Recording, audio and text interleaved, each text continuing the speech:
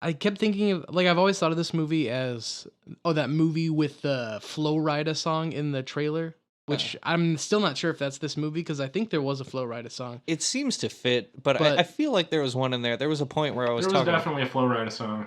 after the, like, 15 Black Eyed Peas songs. Yeah, I think they used Boom Boom Pow on like 3 separate occasions, and I was like, okay, I don't need this, please. Yeah, I mean, it was at least good to know that the guinea pigs had a feeling that tonight was going to be a good night. I got a feeling. Ugh. Man, I miss the Black Eyed Peas. Oh, really? I kind of rejoice on their death, but I'll take Monkey Business Black Eyed Peas. Yeah, I'll take Monkey from Corn. Oh yeah, we're fucking rolling, by the way. Yeah, I'm fucking rolling. I dropped a bean about 45 minutes ago. hey.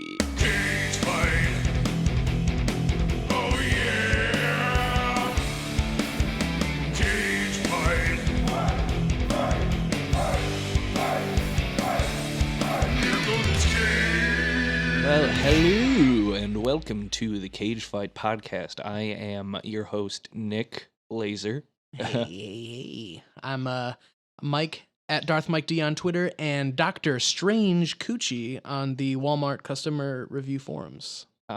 So I'm just Zach. we got Zach here. And Today we are here to talk to you about... Oh, fuck me, right? Yeah, okay, I'm just sorry. keep going, that's fine. God damn it. We're really looking for a new guy, and I'm trying to drop subtle hints, but... we've been trying to push him out for weeks now. Dave, up on those boards.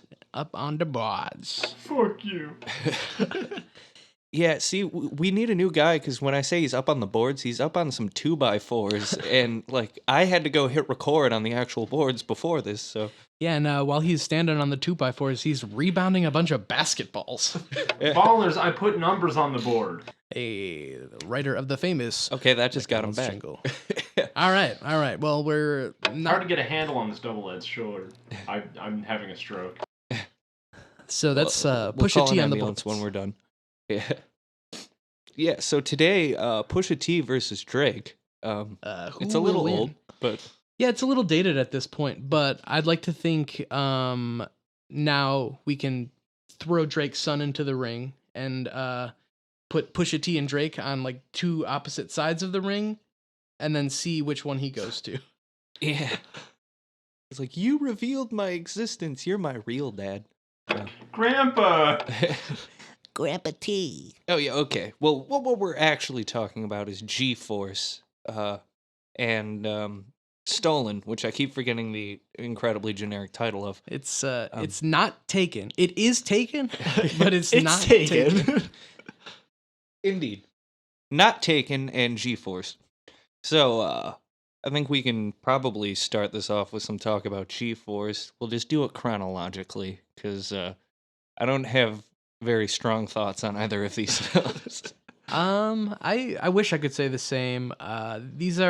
Both of these movies are cases where, like, I watched it, I had very low expectations, and then I had to pause about 10 minutes in to order the Blu-ray on Amazon because I could tell these are movies I'm going to be watching frequently, even if I don't have to.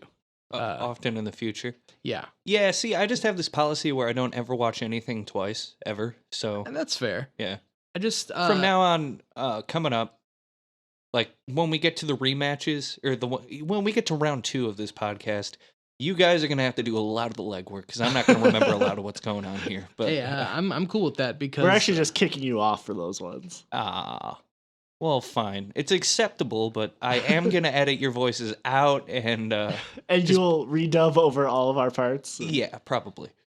And it doesn't even matter which one of these movies advances, because I got them both on Blu-ray, so I'm fucking set. I don't know. I thought both of these movies exceeded my expectations, mainly because my expectations were so low. Yeah, I had pretty low expectations for both of them, and I think they about hit where my expectations were. Maybe I just had higher expectations than you, because I don't know. I saw G-Force was put out by Disney, so I thought, even though it looked really stupid, that it might have a bit of quality to it. You know, like Disney doesn't often put out just horrible garbage properties. Yeah. But instead, I got ego death from that movie. I was kind of thinking the same thing, but the deeper I got into the movie, the more I realized, like, these are not Disney characters you see on merchandise or anything still. It's a conspiracy. Right. They're being held back They're being snuffed out by the International Anti-Guinea Pig Foundation. and Big Lion King. Or maybe this was based on a true story and the government doesn't want you to know. That The is government is lying to you. Don't very believe plausible. what they say. Because the government is lying. I just, Anti-flag. I'm pro-flag, and I have my hand over my heart while I'm saying this, and I am... Hey, anti-flag isn't anti-American, man. Well, it sounds like a bunch of freaking commies, bro. And we're patriots here on the Cage Fight podcast. Oh, yeah. Um, I'm such a patriot. I have a Patriot missile. yeah, on I the drive a top of my Dodge. list. I'm such a shot patriot. my wife. I drive a Honda. Have you seen those Kia commercials? Which ones? The ones where they present Kia as though it's an American car company? Oh yes, where he's driving through a farm field with like a mud-covered cow and like talking about it being rugged and all American in this SUV that looks like it's never left the city before. Yeah, well, it's like there are a whole bunch of shots of like American like auto workers in it for some reason. From this Korean company. I mean, I think Koreans can be rugged too, and I think it's about time the American Dennis Rodman audiences. recognizes that. Yeah. If Dennis Rodman taught us anything, it's that Koreans are jacked and they're cool to hang out with. Exactly. So, what are we talking about? Cage fight. Nicolas Cage. G-Force. So G-Force is one of 4 Nicolas Cage Disney movies. Really? Yeah. I didn't know he had. Oh, I guess Into the Spider-Verse is technically owned I by don't- Disney now. That's not one of the ones. No, it's Sony. Yeah. Oh, is it? I thought that they finally got the rights to it with him being in Civil War and stuff. No, they made a deal to allow the Oh, character to be used. just a but it's still licensing Sony. deal? Yep. Oh, okay. Yeah. So this is. Well, I'm a big dumb dummy, so I don't know why you listen to me because I don't know about movie stuff. Nick's fucking stupid. We got This that is the down. Nick Sucks podcast. And Nick's sucking our dicks right now. Yeah. Shit, I just got upgraded. Yeah, it's one of 4 Nicolas Cage Disney movies, unless he's done one while I was talking about this.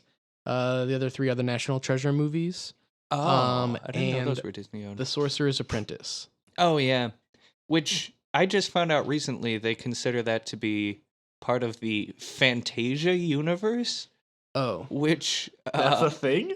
yeah, I didn't know that. I just found this out recently. The Sorcerer's Apprentice, which is named after the first bit in Fantasia, where Mickey is the sorcerer and he accidentally creates all the extra brooms that come to. yeah. Yeah. It's also the name of the first Harry Potter book. Oh yeah. Apparently, they're making more bits or more full length live action movies based off bits in Fantasia. They already made a second one that like flopped in like 2016 or something What like was that. it? And there's another one coming out. I don't remember what it is because Was Nicolas Cage in any of them other than Sorcerer's Apprentice? no. Then they don't That- matter. That's where true. they fucked up. Yeah, he's the thing that will propel them to stardom. Clearly, I mean, Disney's got like 7 of the 10 highest grossing movies of all time, and Nicolas Cage was in 4 Disney movies. You know, so the like, math adds up. yeah, exactly. And there's a lot of people out here that are saying that Disney's buying too many intellectual properties and stuff, and Disney's gonna own everything one day. And all I'm saying is, hey, as long as they're putting Cajun movies, I'm okay with that. Exactly. Anyways, G-Force, Disney movie. It is. Also, produced by Walt Disney Pictures and Jerry Bruckheimer Films. Oh, yeah. Rated PG, came out in 2009. Wait, before you get into it, I just want to preface this. Say the director's name. What's the director's name? Hoyt H. Yeatman Jr. Yeatman directed this shit, so you know it's gonna be good. That's a Yeatman guarantee. This is the yeetest movie that we've watched so far. Indeed. It's very yeety. And According to his IMDb page, he directed this and one other movie, which for some reason I didn't bother to write down because I'm really prepared for this. Yeah, this was Because his, I'm fundamentally bad at my job. this was his directorial debut, but it was so good he decided to stop making anything important anyway. Yep. So whatever else he directed, Oh, wait, hold on here. It says, oh, I guess he wasn't directing these other movies. Yeah, he also directed Asteroid Adventure. That's what it is. yeah, and he did. Apparently, Well-known he's worked as a visual effects artist with Jerry Bruckheimer and a lot of other pictures. He's worked on Armageddon and 2 other Cage movies, The Rock and Con Air. Hmm. So we will see these cats reunited. Still disappointed that The Rock doesn't have The Rock in opposite Nick Cage. It's really a huge oversight. Missed opportunity for sure. Yeah, I really hope there's a reboot once Sean Connery is safely dead and can't be in the movie. Runtime of 90 minutes for G-Force. Smooth. Budget of $150 million, which I And, believe is like the highest, tied for the highest or second highest budget of any Cage movie we watched so far in this entire thing. And if you're wondering how 150 million could be spent on in a half animated guinea pig movie, watching the movie will not explain any of that to you. Nope, not at all. So there's that. The box office gross was just shy of $300 million, so this is another one in the black. Yeah. Which I think I'm going to have to double check again after this, but I think that's the 3rd movie, maybe the 4th. Yeah, not many. And I don't know if this didn't have the Disney stamp on it. I don't know if it would have. It definitely does. It seems like a DreamWorks movie or something. It seems like It seems like an off-brand animated movie. Yeah, like it a- really doesn't feel like a Disney movie. I was thinking it seemed DreamWorksy, and Yeah, not to shit on DreamWorks, but basically your shit's trash compared to Pixar. So that's what we fuck got you, out of Mr. this Katzenberg. one. This was written by. This is our first written by husband and wife team, the Wibberleys. Wow. Yeah, Wait, they're the Wibberleys wrote this? yes. Because I had in my notes that director Hoyt Yeatman Jr.'s son, Hoyt Yeatman IV, came up with the idea for this movie when he was 5 years old. He got the story by credit. Oh, okay. The 4th Yeatman got the story by credit. The Wibberleys came in. Cormac and Marianne, which don't have to look them up. They're white. In my notes, I don't remember writing this, but I wrote some married assholes whose other work includes they got a story by on Bad Boys 2, and they wrote the National Treasure movies. Oh, really? Yeah. So they've worked with Cage before. Actually, we won't get into Stolen yet, but the writer for Stolen is working on the new Bad Boys movie. Oh, really? So there's some weird correlations between these two, which we definitely planned and did on purpose. Yeah, it was 100% on purpose. Yeah. Just like the Halloween episode last time that will almost certainly not be out on Halloween. But It probably doesn't sound like it to the listener, but we've basically been workshopping this entire podcast for about 10 years. yeah, Just cross-referencing writers, directors, And studios. in those 10 years, only more and more work has been made by Cage that we've had to keep track of, and Yeah. it's been a lot, guys. It's not an but- easy job. Which is why we planned the last episode on Halloween. Yep. Yep. Okay, Yep. cool. It was a super Halloweeny episode, and hey, even if you're not listening to it on Halloween, I bet you're fucking scared shitless because Exactly. yeah. So yeah, I guess before we get too far into special fun little notes, this got a 22% on Rotten Tomatoes and a 39% audience score on Rotten Tomatoes, so it's not well loved, but audiences like it about twice as much as critics. So Yeah, I mean, it's not well loved by everybody, but I feel like I'm speaking for everyone in this room when I say we stand this pick. I mean, critics also said the new Godzilla movie was trash because there's too much monster fighting. So Wait, they said because there was too much monster Yes. fighting? they said If the story anything, was bland and there's too much monster fighting. if there was any fault with that, there was not enough monster fighting. Honestly. Exactly. There Like- was way too much familial drama that I didn't give a single fuck about. Mhm.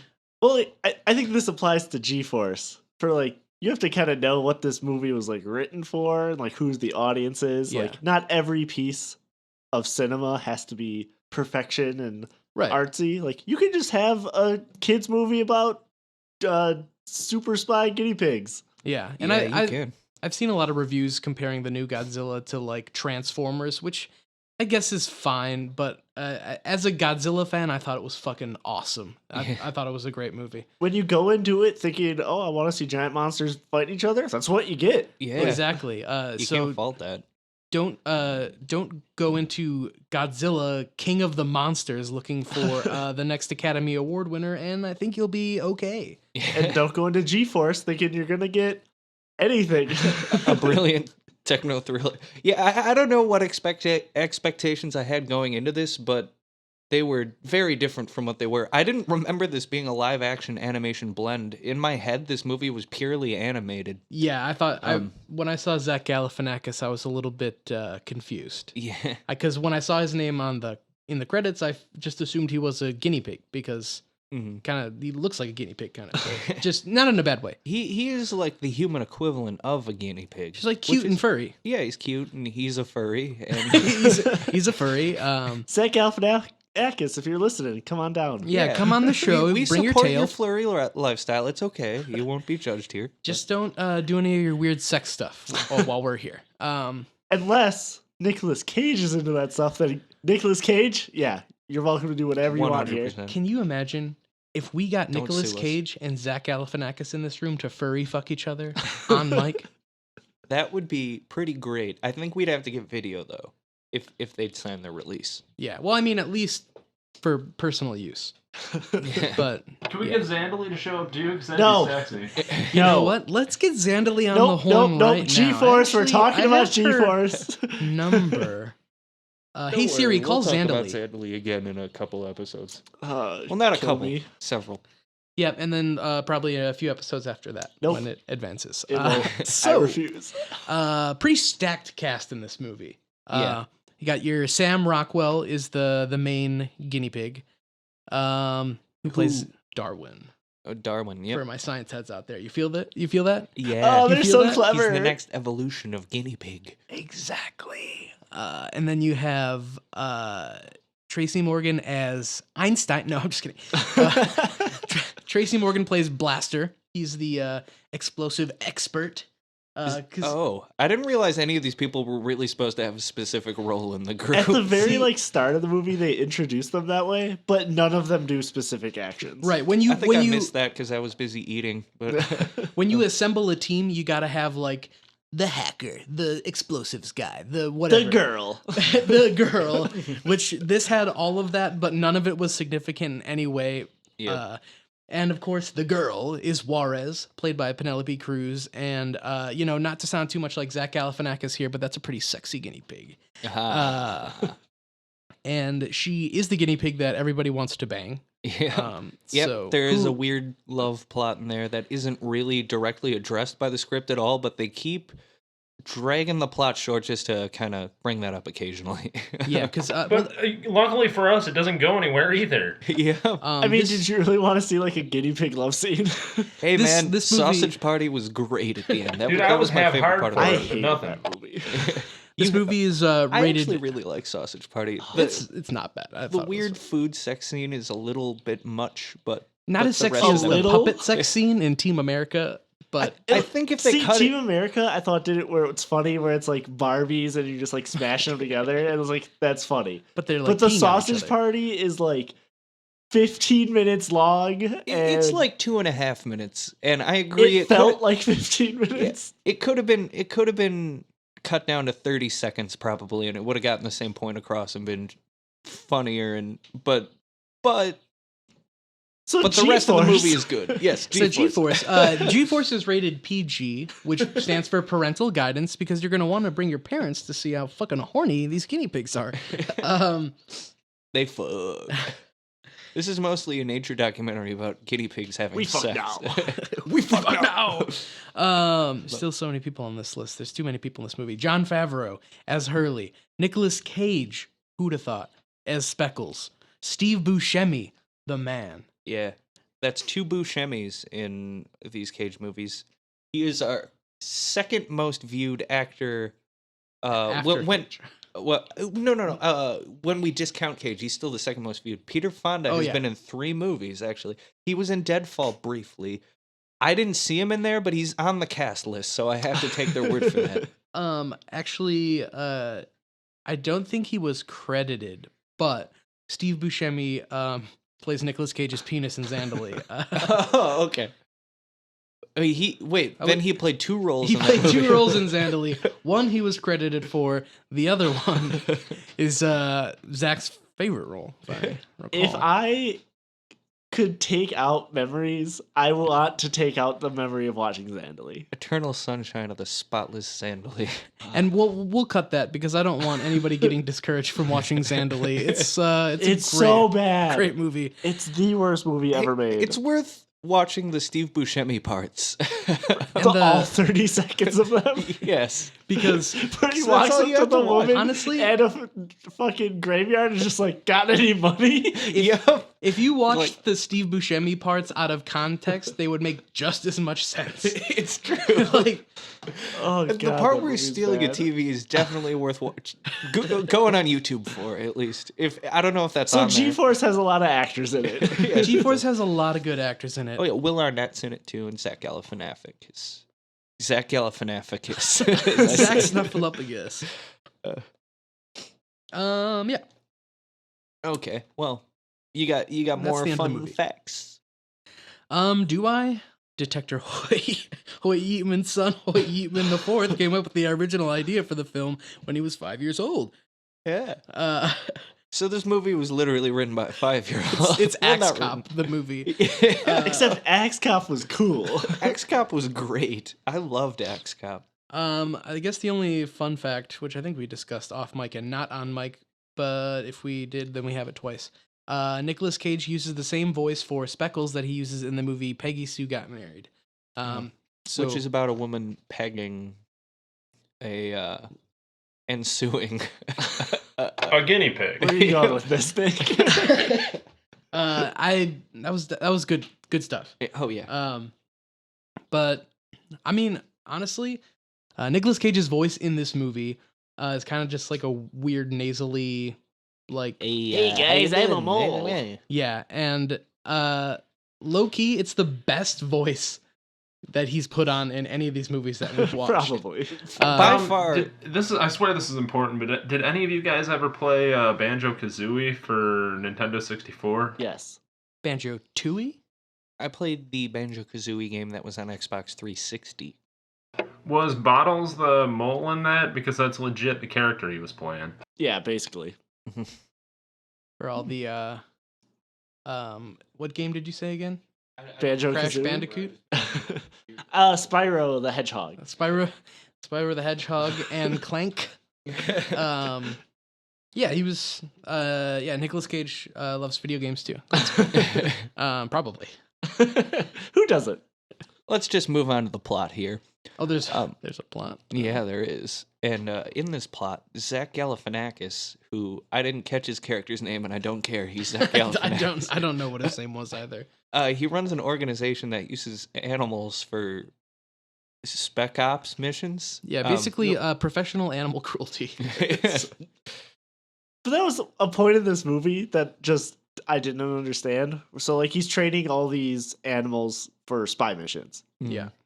which would be super useful. Like when they show all the cockroaches run in and they steal that thing. Yeah. Like why would the FBI not want that? I don't know. But the thing that confused me is that at one point, Zach Galifianakis tells them like, "Hey, I saved you from animal testing, so he could do a bunch of animal testing." Don't worry about it, man. Like, That was the bad animal testing. oh Yeah. right, The good kind is where you're put into life-threatening situations fighting coffee makers. yeah, because it's one thing to test out your shampoo or your perfume on an animal. It's cruel, but to put them up against terrorists or That's what they were put on this earth for. Hey, I don't want to give away the plot, but that actually foreshadows something that actually happens later in the movie. I'll let you guys take care of that. Oh, are we? Is that our? Are we? You talking about the plot? Well, anyways, he runs that organization and he sends his guinea pig team, the G-Force, to G stands for guinea pig I think- What? I thought it stood for No G-Spot. way. or Godzilla. I can't. He sends them to infiltrate the house of Leonard Saber, who is basically Steve Jobs. Yeah. And this guy's been under investigation by the FBI for some reason. And on the night that they're invading his house, he's doing some big reveal plan where he's showing his plan to let all appliances communicate with one another, and be able to, like, tell you shit like, hey, you need to buy more coffee, so we're putting it on your shopping list. Your Yeah, coffee maker puts or- that on your shopping list and shit. or So like in other you've- words, it foreshadowed exactly the times that we're living in now. Yeah, which is literally going to be a thing fairly soon. I don't know. I've seen plans for like smart fridges that'll like be able to take pictures of what's inside and see when your milk's empty and add it to your shopping list and Yeah. shit like that. I So- feel like there should be a feature on this coffee machine where it's like you've had 3 cups of coffee. We're filling the toilet with water for you to shit in. Because that's the kind of communication that I want my technology to. I, for one, want a smart house. Everything connected. Honestly, I don't give a fuck who's selling my information. They already have it. They've got my fingerprints. So if But I that's get, because you're a felon, not because. well, yeah. Actually, I can use my mugshot to unlock my Oh, nice, phone. nice. But yeah, he's basically doing a keynote for a coffee machine. Well, I think it's- he's saying he makes a bunch of appliances, and the chips are already in all of the appliances. Coffee makers just happens to be the appliance that's brought up a lot for some reason. I don't Yeah. know why. People like coffee. Yeah, I guess it's supposed to appeal to all those parents who brought their kids in, like, haha, you Yeah, like like- coffee, right? You have to don't talk to me before I have my coffee. I gotta have my Mondays. coffee. You know what he should have been selling is a big fucking margarita while I'm sitting here watching this movie with my kids. Yeah, why not the margarita machines, huh? And yeah, so the microchip that they use to have all this cross-platform nonsense, they suspect that it's being weaponized or something. So they're Yeah. they send in the guinea pigs to steal blueprints from Mhm. Steve Jobs. Yeah, and the G-Force steals some info about some big evil plan called Cluster Storm. And that's going to go down in 48 hours. And the parents lean over to each other and they're like, more like clusterfuck. Well, Yeah. it's supposed to be clusterfuck shitstorm, right? Yeah, I Yeah, think definitely. that's what I was thinking the whole time. Like, I Is that figured why- they were just like, this is gonna be a clusterfuck of things going down and like a shitstorm of appliances. oh yeah, Cluster storm. or yeah, they probably had that in the early draft of the script, and they had like a note like change this name. and, They And actually then they went cut to out record and they're like, oh fuck. they cut out like 45 minutes of Zach Galifianakis just winking at the camera every time he said cluster storm. So check that out on the DVD if you feel so inclined to buy it. I own yeah. it. So Oh, we were introduced to the G-Force in there and stuff, like we already talked about. I think the one thing we didn't note, which is the most important thing, is Nicolas Cage is a mole. He is not a guinea pig. He is a Yes. literal mole, and he does, like, tech stuff. Don't worry. he's the hacker. guy. That's not gonna be relevant later. Yeah. Forget about Definitely any other not. meanings of the word mole that you have. Yeah, in your head. that would be too on the nose. And if you know Mandarin, go watch a different movie because there's too many spoilers for you if you know Mandarin. Well, so after they steal the plans, Will Arnett, good old Job, Good old Bojack. good old Batman. Bojack Horseman, Good old Bojob Horseman. Let's get some other roles out there. What are some other roles? Blades of Glory. He banged Amy Poehler, I think. Okay, so Batjack Jobman, Amy Poehler banger. Bat Jack Jobler. So yeah, Yeah. he's in this movie. He's not animated. He has a real face that you can see. And he is Zach Galifianakis' boss, and he is pissed that he sent those guinea pigs on that mission that was unauthorized. So the FBI is like, you use these guinea pigs for an unauthorized mission, so we're shutting you down, and we're gonna kill those guinea pigs. Which was, I don't understand the logic of that. Why are they going to kill the guinea pigs? Like, hey, if we can't use these things, squish them into guts and toss them out.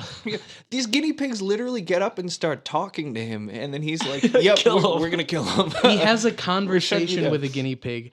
But I mean, to be fair, the guinea pig neglects to say, "Don't murder me." That's true. And one That's thing, true. one thing that we didn't touch on is that in the like opening scene of the movie, when they're like discussing the plan to steal the blueprints, they lead on that this is basically like a test mission that they want to succeed to like give some validity to this project with guinea pigs. Oh yeah. Doing espionage. So if this fails, they won't become secret agents, which is the guinea pig dream. Yeah. Every guinea pig dreams of that. They just can't say it. Yeah. Oh, and apparently it's like the whole guinea pig's not actually talking to people thing is like hand waved away at the start at this point by Zach Galifianakis saying it's easy to talk to them. It's just hard to get them to talk back to you. And that's the explanation for the reason that all animals can talk and don't talk to humans. Yes. And what you'll notice is that even when they're not wearing the technology that allows them to talk, their mouths still move, forming English words. So if you pay close attention to your guinea pigs at home, you'll see that. If you can read lips, you might be able to talk to your guinea pig. Well, so yeah, the guinea pigs escape before the FBI can kill them, but they're captured by some dude who takes them to sell them in a pet store. Oh yes. Oh, I think I think we skipped over another detail that the intel that they stole was like replaced with Fake intel. fake intel, yeah. Like just like coffee maker. So when they load up what they thought was the blueprints they stole, and all they see is like an advertisement for a coffee machine. Oh yeah. And so that's why the guinea pigs have to be killed. You wasted my time, guinea pig. This is the wrong file on this flash drive. You must die. Don't fuck with Will Arnett. Seriously, he's a twisted motherfucker. After that, the guinea pigs escape the FBI, but they're captured, put in the pet store to be sold, and they're kept in a cage with a hamster played by Steve Buscemi. Yeah. Oh, and you even get a soundbite of Nicolas Cage in character yelling, "I don't do cages," when he's being put in the cage, which I winked back at the camera when that happened. I can play the theme song again if you want. Let's get it one more time. Wait, are you serious? Too late. The moment passed. Yeah, and that job position's open again if anybody's listening. So yeah, the guinea pig in the pet store is named Hurley, not after the lost character, but actually named after the Weezer album named after the lost character. Which I don't think was out yet when this movie came out. But who's counting? I mean, what's Buscemi's name? Bucky? I don't know. I refer to him as Buscemi the whole time. But they keep doing a bit where like he's a mouse, but they keep doing a bit that he's half ferret, and he's offended by it because he's a hamster. He's not a ferret. He's a hamster. He's not a mouse. You said he was a mouse. Oh, did I say he was? Oh yeah. Yeah, there are 3 mice also in that cage. Yes, 3 mice that speak simultaneously. They were my favorite character. Sycophantic mice. Yeah, between them and Buscemi, this pet store's really got it going on. I don't know why they want to leave so bad. But you got to join the FBI or whatever. Yeah. Fucking class traitors. This family comes in and wants to buy some guinea pigs, and this little girl decides to grab the Penelope Cruz guinea pig, Juarez. Because she's the hottest. Yeah. So your eye goes to that one. And she's got some serious curves as a guinea pig. And then the kid is decides to get Hurley, but is also a sociopath. And This kid is fucking insane. His parents are terrible. yeah, This is Like he seriously literally messed just up. chucks this guinea pig. he puts it in like a slingshot, And he shoots it over at a fucking snake cage, and He tries to land it in the snake cage, but he lands it in the next cage over. So luckily, Hurley doesn't get slaughtered in this kids movie, despite the really fucked up kid. He's Sid from Toy Story. I think. yeah, but hurting animals. Well, I guess in Toy Story it's just as bad to hurt toys as it is animals because Yeah. they're people. And The movies are kind of analogous there. well, I'd like to think this kid also wets the bed because he's got all the symptoms of a fucking serial killer. Yeah. Yeah, so after that he's like, I don't know what happened to that guinea pig, but I want that one instead, and he points to Tracy Morgan guinea pig. Isn't which is- suspicious at all. yeah, not at all. The Especially pet for shop the- owner who just gave him a guinea pig is like, all right, I don't know. Who knows where it went? Fuck it. He asks him where it went. The kid who's been standing there the whole time says, "I don't know," and he just moves on completely. Yeah. Like, whatever, the snake will shit it out later. That's probably where it is. Well, so the family leaves with the Tracy Morgan and the Penelope Cruz guinea pigs, and then we cut to a scene where the kid who threw the guinea pig is being strapped into an electric chair and being sentenced to death for being a homicidal monster. Yeah. They had Michael Vick play him, right? Yeah. The kid Yeah, just the kid walks was in. actually Michael Vick. He's really good at playing a small teenage white child. Hey, when you're an actor, baby. And so yeah, he gets sentenced to death for abusing the animals. And Well, his sister's no fucking better either. Like, she's like legit testing makeup products. Yeah, but I mean, at least she's like, what, 6 and just like dressing up for guinea pig, where it's like, oh, she's not going out of her way to hurt it. even Whereas though the the guinea other- pig repeatedly asks her to stop in English. True. Well, what's weird too is that guinea pig actually has eye makeup on. I'm just a note, you know. Yeah, it has like mascaraed eyelashes too. If you look That at it. little girl is dedicated. Yeah. Well, no, I mean, even before the little yeah. girl, she has mascara eyelashes. So Right, which leads me to believe they got that guinea pig straight from the Sephora headquarters. yeah. So after the 2 guinea pigs get bought, they're like devising a plan to all get bought and then regroup at Zach Galifianakis' house. And which then, of course, Nicolas Cage's mole character comes up with the great idea to pretend to be dead, Mhm. so they can bury him and he can dig his way out. Yep. But coincidentally, it's garbage day, baby, and as soon Garbage day. as soon as he pretends to be dead, he gets tossed into a fucking garbage truck and presumably crushed Yep. by the compactor. So That's a dead cage. We can increment the dead cage count. Or can we? so in the past 3 minutes of this movie, your children have seen a psychopath try to murder a guinea pig, and we have seen an innocent mole get squished by a trash compactor. Yep. For anyone who's keeping score at home. So they're like, oh no, that sucks, but we still got to get out of here. Who gives a fuck, right? He knew the Wi-Fi password. We'll figure it out. This is G-Force, not GNM Force. Also, at this time, Hurley sees a birthmark on Darwin's butt and says he has the same one on his butt, so he thinks that they're related. And Darwin is like, nah, we're not related. I'm a genetically engineered super soldier. You're just some pet shop piece of shit, plebeian. And he's like, we can't be related because we just fucked. We're not in Alabama. So we find out that the Buscemi hamster has a trapdoor hidden underneath his little house that he's been hiding for whatever fucking reason. I don't know. Yeah, for some reason he's been Hiding food from Hurley. hiding food from Hurley because Hurley fat, Oh yeah, that's Buscemi small. Hurley's main character trait, by the way, is that he is fat and he farts. So, What yeah, more do you he's- need? He's voiced by Jon Favreau. I think mocapped by Guy Fieri. Oh, yeah.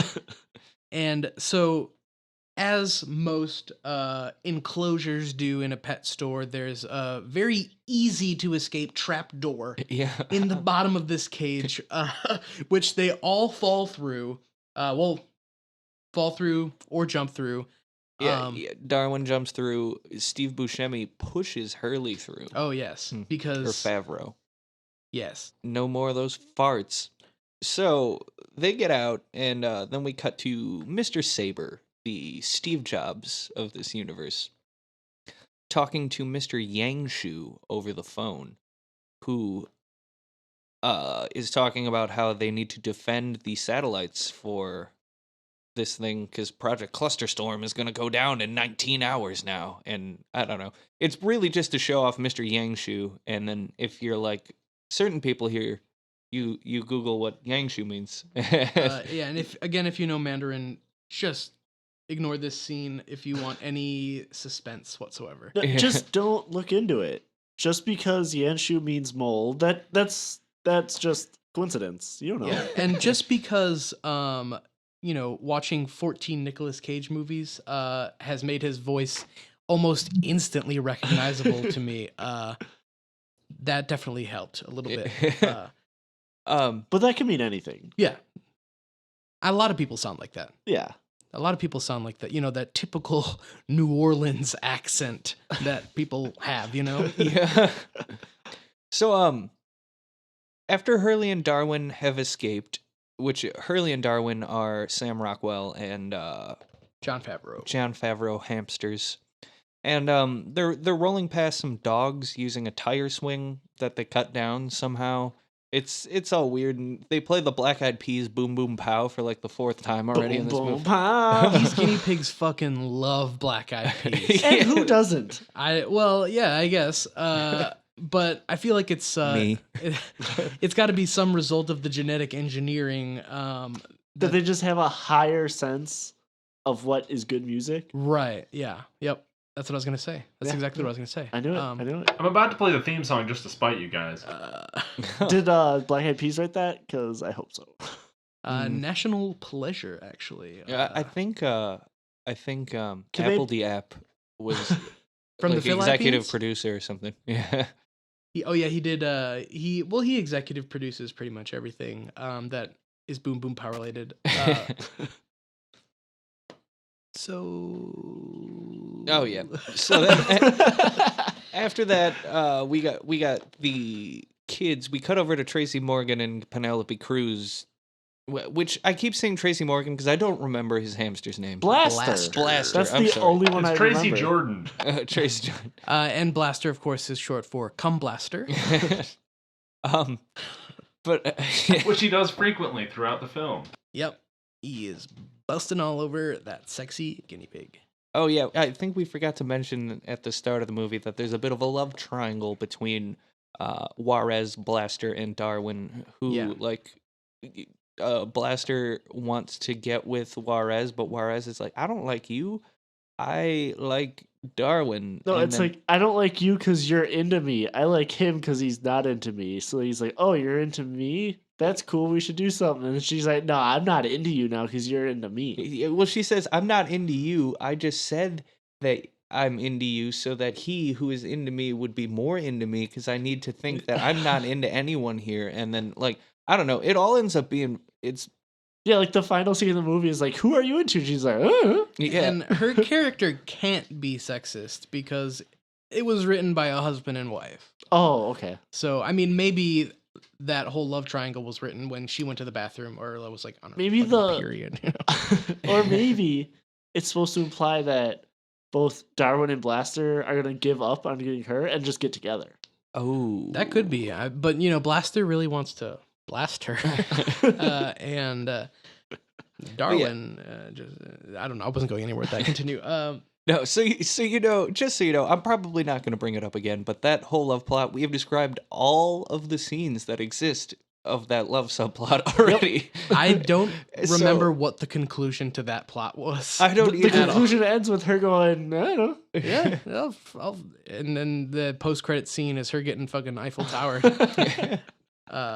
So the little girl is dressing up Juarez in dresses and putting makeup on her, and the psychopath is driving Blaster around on an RC car, and until he has to go like do his fucking laundry or something, I don't know, and then Blaster grabs the remote control and drives the RC car to escape with Juarez. Yeah, and the kid tries to catch him, but he's like, "Oh no, I'm weak from the electric chair." Well, he spends a while trying to smash the guinea pig, which is more, great coding for children. Oh yeah. And this Again, is terrible parents. yeah. This scene really does remind me of like Sid from Toy Story when they like get into his house. And also just in case you were worried about animal abuse, Blaster has a line where he's like, "Animal abuse? I like it." He said, "I'm sure this is animal Yeah. abuse, but I think it's awesome." Yeah. I think he literally says that. He does say that, and so you know that these are consenting animals. They have consented to this abuse. Yeah. I don't think we mentioned it. Like every scene in this movie, all the characters have to have a one-liner. Like it's not just one of them saying something. It's every single one has a one-liner. Yeah, I think the writers just had mostly a one-liner booklet that they wanted to use. Yeah, they just run through each character, and they're like, you know what? We'll cut the worst ones later, and then they never did. But yeah, after that, during escape, Hurley and Darwin go into some store and end up somehow fighting Darwin starts tearing apart a coffee maker because it's Saber brand. Yeah, they're like on their way back to try to find the rest of the group, and he sees one of the Saber coffee machines in a store window, and he's like, "Hold on a second, Yeah. I'm gonna get killed by this thing." Well, yeah, he tries to take out the chip, and it activates and starts fighting. It turns into a battle bot. Yeah, little battle bot that tries to kill him by shooting a coffee bean machine gun at them, which is a great way to take over the world. Oh yeah, You know? one. I mean, bean at a it did time. also shoot its blade out. Yeah. So it poses a challenge for two guinea pigs, mildly, in that they defeat it later, which means it is well equipped to take over the world. All you have to do is get it to chase you, and then run out in front of like a truck, and it's done for. Yeah, and during the fight we hear the immortal line, "Yippee-ki-yay, coffee maker." Wait, did that really happen? Yeah. Yes, that did. I totally missed that. I heard motherfucker when I saw it. So yeah, then they roll down a skateboard that they get somehow to get back to Galifianakis, and they find Blaster and Juarez there. The team's It's a back, fucking baby. joyous reunion. G-Force. And then G-Force. Oh, have we? I feel like I keep doing this, but we have glossed over some information, like the fact that there's a fly oh yeah, that's part of the G-Force team. Who named Mooch for some reason. the fly is named Mooch. He flies to Zach Galifianakis and runs all over Zach Galifianakis' keyboard until he has typed out the name of the pet store that they're at. So I don't know if that's important at all. I just Not Yeah, really. well, it's not, because it ends up going nowhere because the guinea pigs get to him anyways. Yeah, so 'cause he he was goes gonna to go find to the the pet guinea store and get pigs. them. the they're like, FBI has "They're already right been here." there. Yeah, I kind of cut that out of my notes because it was like a scene cul-de-sac. You know what I mean? Like Yeah, you that's enter and you exit right where you started. It didn't And matter. nothing has been affected in any way. Um, But it's a great fly. Good fly. very good fly. It's very good at flying and seeing things that are going on with cameras. I think it was a reason to have like a drone camera. Yeah. Well, and to show off their drone camera thing, because I think there's some on some cockroaches later that are mildly relevant, but I don't Yeah. remember what they are. I don't know. It is all a bunch of shit that you would see on InfoWars or whatever. Yeah. This movie actually started Alex Jones's career because he thought it was based on a true I story. thought it was a documentary. And they're turning all the guinea pigs gay. Which, I mean, we can't say that they're not. I don't know. Yeah. Darwin and Blaster ended up fucking, I think. Yeah, so they like to devise a plan to infiltrate Saber's residence Oh, yeah. to install a virus on his ship. Oh, and in another pointless scene that I don't know why I'm bringing up, because I tried to cut out the other pointless scenes, but Zach Galifianakis tells them all, I should have told you a long time ago, but you aren't genetically engineered. I just got you guys from like a pet store and from animal testing facilities and stuff. You aren't special." And then they're like, "Oh shit, we're not special. We can't do this." And then Hurley's Immediately go, oh wait, we are special Yeah. in our own way. Yep. I didn't understand that whole thing. Zach Galifianakis is like, no, let me reiterate, you're fucking worthless. You can't even do this. And he starts using his thumbs. Hey, try to wipe your own butthole for once. Yeah. He also reveals that Saberstorm, which was the project to make everything go online, Clusterstorm? start working again. No, Saberstorm was a separate thing. Oh, I remember shit. specifically. Saberstorm, which was what Steve Jobs was revealing in his big reveal, like, hey, everything will talk to each other and like it'll put fucking shit on your shopping list. That is the same thing as the evil plan of Clusterstorm to take over the world. This is a big reveal there, even though it was immediately apparent to the audience right away as soon as they talked about Clusterstorm. But anyways, the chips are going to transform all the appliances in 30 minutes and try to take over the world. And Zach Galifianakis is like, He's like, you want a cool hamster ball car? yeah, it's the RDV, the Rapid Deployment Vehicle. And it's pretty baller. Yeah. It's no coffee machine, but It is in fact 3 balls.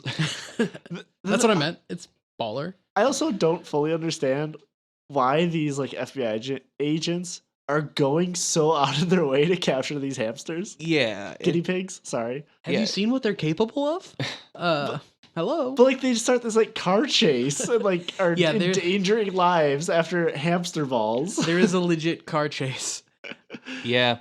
And like There's it ends like, or like during one of it, one of the cars like goes off a ramp and into an RV in like a residential neighborhood. It's like, Yeah, man. shit gets destroyed. Like there's cars that get flipped and demolished, which I People want to point definitely out too. died. Also, those car flips, you could tell those were not CGI. Those were Yeah. they destroyed real cars to make this movie. And that's where the 150 mil comes from. Yeah. but like, how badly do you need to kill these guinea pigs? Apparently pretty fucking bad. I don't understand why that was the most important part. They could have just shut down the whole operation and you know, Been done with reprimanded it? Zach Galifianakis. Yeah, at worst, you just kill Zach Galifianakis and the problem is solved. That's true. But I mean, maybe they're worried that these guinea pigs are going to take over the world before Saber can, because they're pretty savvy. Yeah, so they go out on the hamster thing, and the FBI rolls up and starts car chasing them in the hamster ball vehicle. And Which I want to point at this point. There's only 30 minutes left. yeah, And I would like to point out, there's 30 minutes left. No, 30 minutes in their time. Right. I think there was still like 45 minutes in our time. yeah. So yeah, they lose the FBI and they get to Saber to try and stop it, but they're too late and the plan's already happening. So somehow, Hurley ends up getting stuck in a microwave that comes alive, and they'll fight the microwave and destroy the microwave, and it blows up. And It's a bad microwave. yeah, the whole time Hurley doesn't care about the fact that he's about to die in this microwave. He just He's wants got to eat cake, cake man. that's in the microwave because he's fat. So he likes Funny. He food. likes fucking eating. Um, Well, he could have dealt with Hurley really easily just by turning on the microwave, I mean, not Hurley. It was searching for the right time to put it on. yeah. Yeah. For some reason, it didn't turn on the microwave because it wanted to figure out the right cook settings to cook a hamster, and not like just fucking turn on the microwave and Just kill put it on reheat. Yeah, it had to Google for settings and time. There's So no guinea pig button on the microwave, which is a pretty big issue on Saber's part. So they defeat the microwave, and then I have written in my notes here, I just typed the phrase "they defeat the microwave," which is fucking weird. And it explodes, and the door flies off, and it traps Darwin on the other side of like a small hole. I don't fucking understand it. It was like the vent, like an air vent or something. Oh yeah, traps him in it.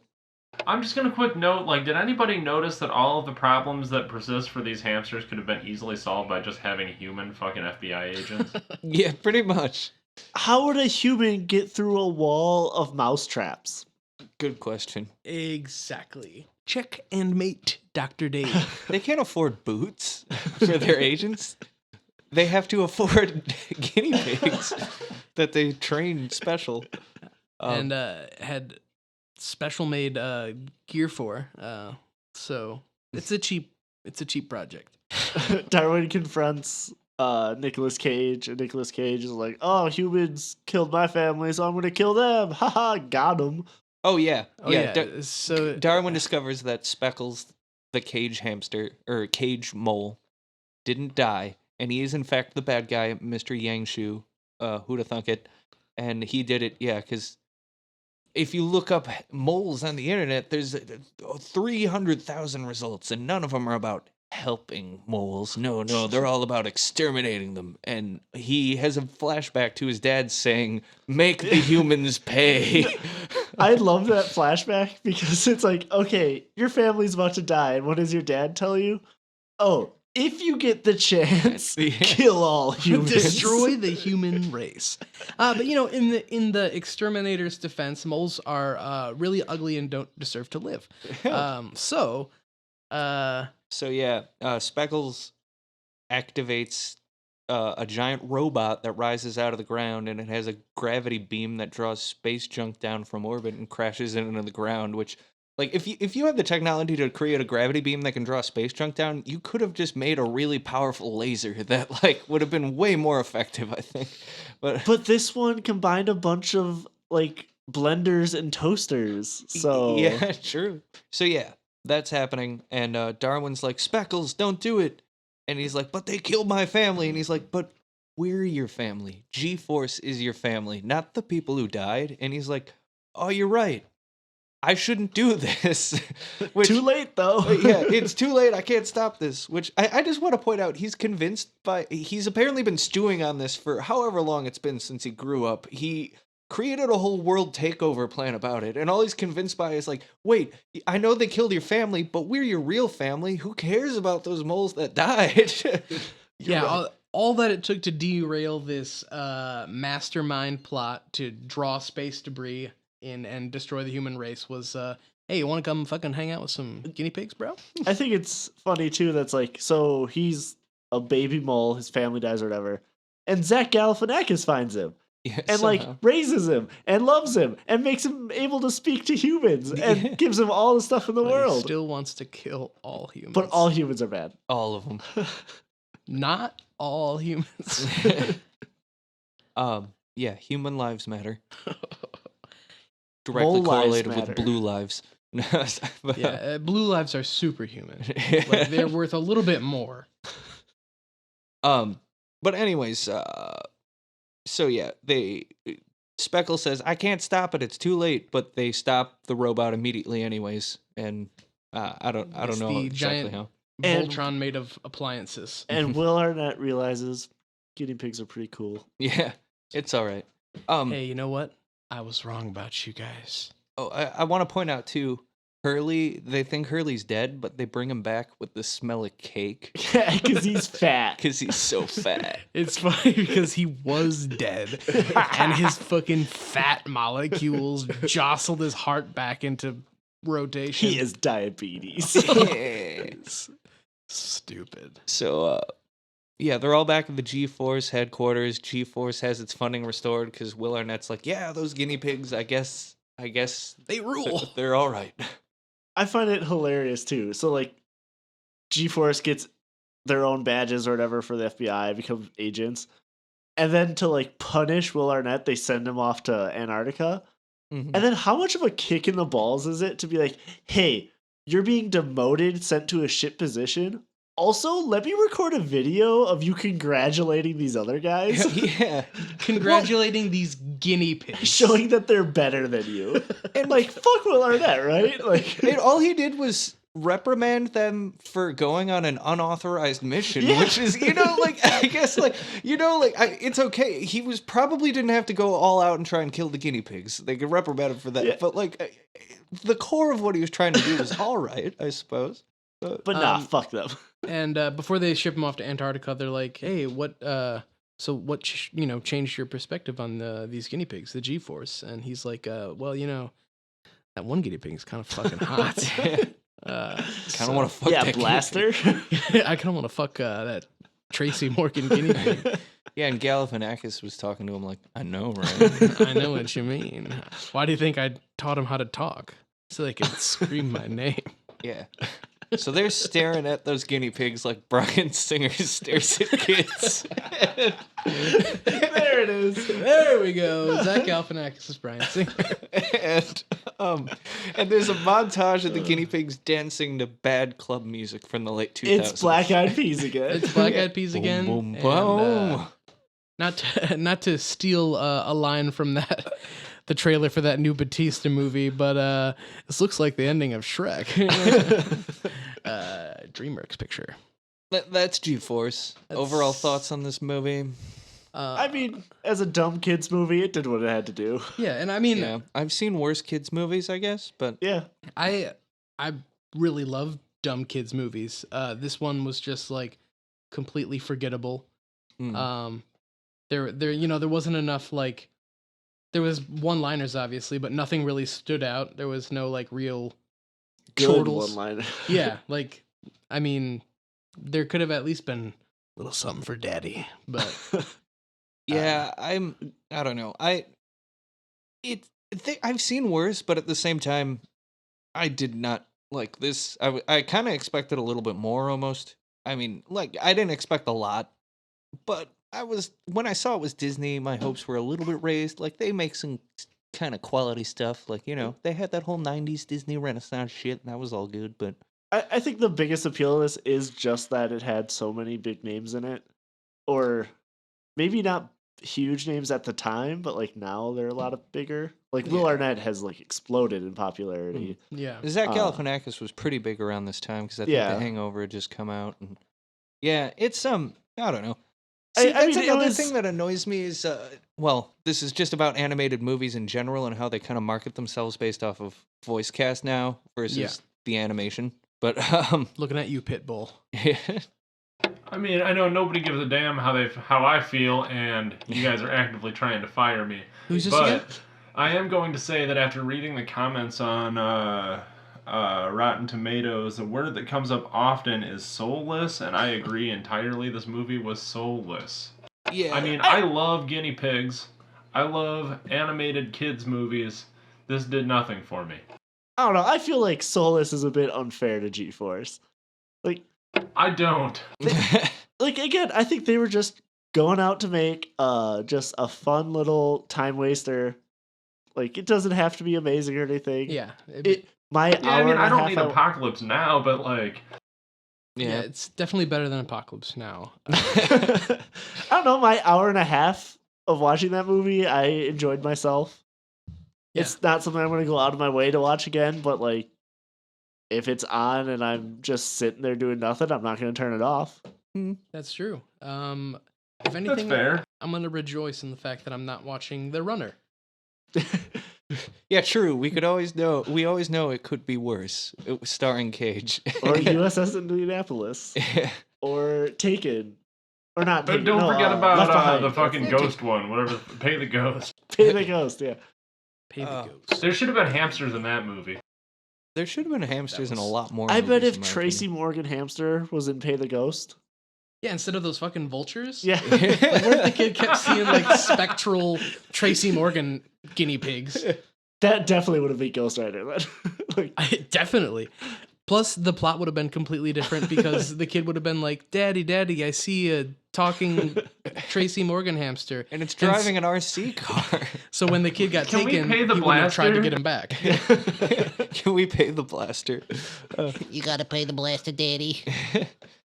Just hear me out on this. Zandali recast with CGI guinea pigs. Nope. That was CGI Honestly, guinea pigs? Nope. I will take any reboot of Zandali because I feel like it's a flawed movie, but it had great intentions and with the right director. No. All right. Well, on that note, I think we're gonna take a short little break, and then we'll get back to you with Stolen. If Zach Not hasn't taken. murdered us. Yeah. It's not Zandali, so we're okay.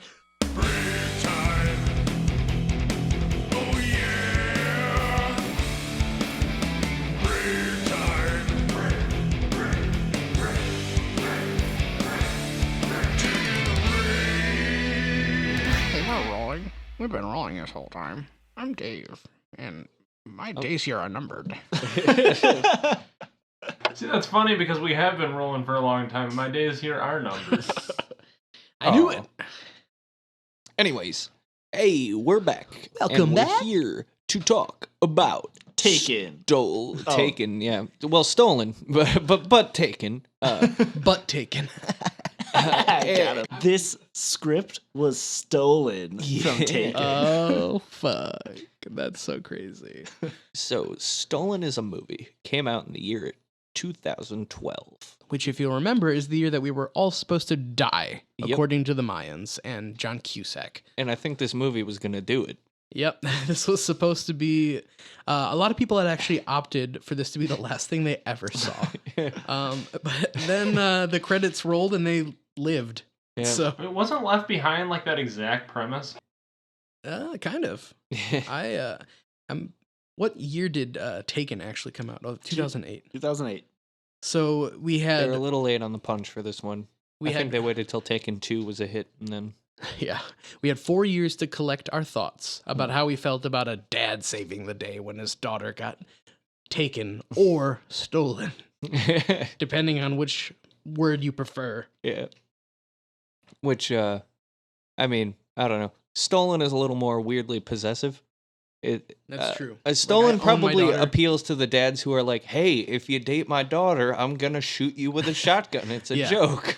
And so he hasn't seen his daughter in 8 years, which legally makes her his property, I think. Yeah. If you're an estranged parent for more than 7 years, Yeah. you legally own your child. It's an English common law and was never changed Yeah. over here. So, Um, but yeah, it's rated R, which, again, I kind of thought it was PG-13, but then I realized, like, I think movie ratings were stricter a little while ago, and then, like, shit like The Walking Dead being on TV and stuff have kind of pushed them so that more extreme stuff shows up in lower ratings. Yeah, know what I we've mean? all been highly desensitized to everything, and so back in the good old days of 2012, we were at a point where like, hey, this guy's sticking a needle in a underage girl's neck. That's an R rating. Yeah. But now they're doing that in like fucking G-Force 2. But yeah, it had a budget of 25 million. Yeah. Wait, really? And- I thought it was And 15. it grossed 145 million. Whoa. Yeah, and it's starring Liam Neeson and Oh. Maggie Grace. Yeah. Are we not talking about Taken? Oh no, that's right. That sounds right. Yeah, I think that's about correct. Liam Neeson, or as stupid people call him, Liam Nelson, because That's what I always call him. Oh, let me just bring up the synopsis for Stolen. So it's about a dad whose daughter gets stolen, sounds Uh, right.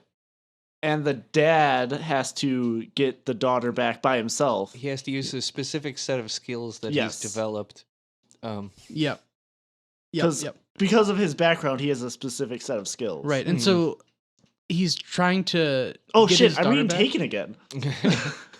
What is he gonna do? Like when he finds her? Probably just like give her a high five and walk away. Kill them? Do you think he's? Well, I don't know. Let's talk about it. Let's talk about it. Yeah. Directed by Simon West. Oh, let's wait. Let's quick watch the movie. Wait, Taken or Stolen? Both. Which one are we talking about? Yeah, we should watch both just to be safe, I think. Yeah. Figure We it should out. watch them both at the same time. But this was produced by Millennium Entertainment, New Image Films, where new is spelt like new metal. So think Jonathan Limp Davis Bizkit and makes a Korn. cameo. And Saturn Films, which, if you'll remember, Mr. Cage owns Saturn Films. Oh yeah. This runs for a mercifully short 96 minutes. Taken 94 minutes. Ooh, mercifully shorter and better. Damn. In those 2 minutes, you can tell that this is the much better film. You just chop off those 2 minutes, isolate it. Does Masterpiece. Taken have a one-legged seven-fingered man. Does I it don't have think so. Lieutenant Dan, only he's only missing one leg instead of two? Does it have Lieutenant Dan being played by Matthew McConaughey from the first season of True Detective? Because that's what I came here for. Does it have Lieutenant Dan? Insert a joke here later so I can fit in. Zach, I can't believe. Oh, that's so funny! I can't believe you would say something so racist, though. Yeah. I mean, not everyone likes the Germans. Well, Yeah, those goddamn Germans and Italians. don't get me started on those goddamn Italians and the Irish. So, Budget $15 million. Box office gross $17,900,000. So in the black. in the black. This is a double in the black feature. Just barely in the black. The other one made twice its budget back. This one made its That's usually budget a different plus thing I watch. a little bit. Well, I mean, this movie was in the black, but also changed cinema forever. I'm talking about Taken. Relaunched Liam Neeson's career.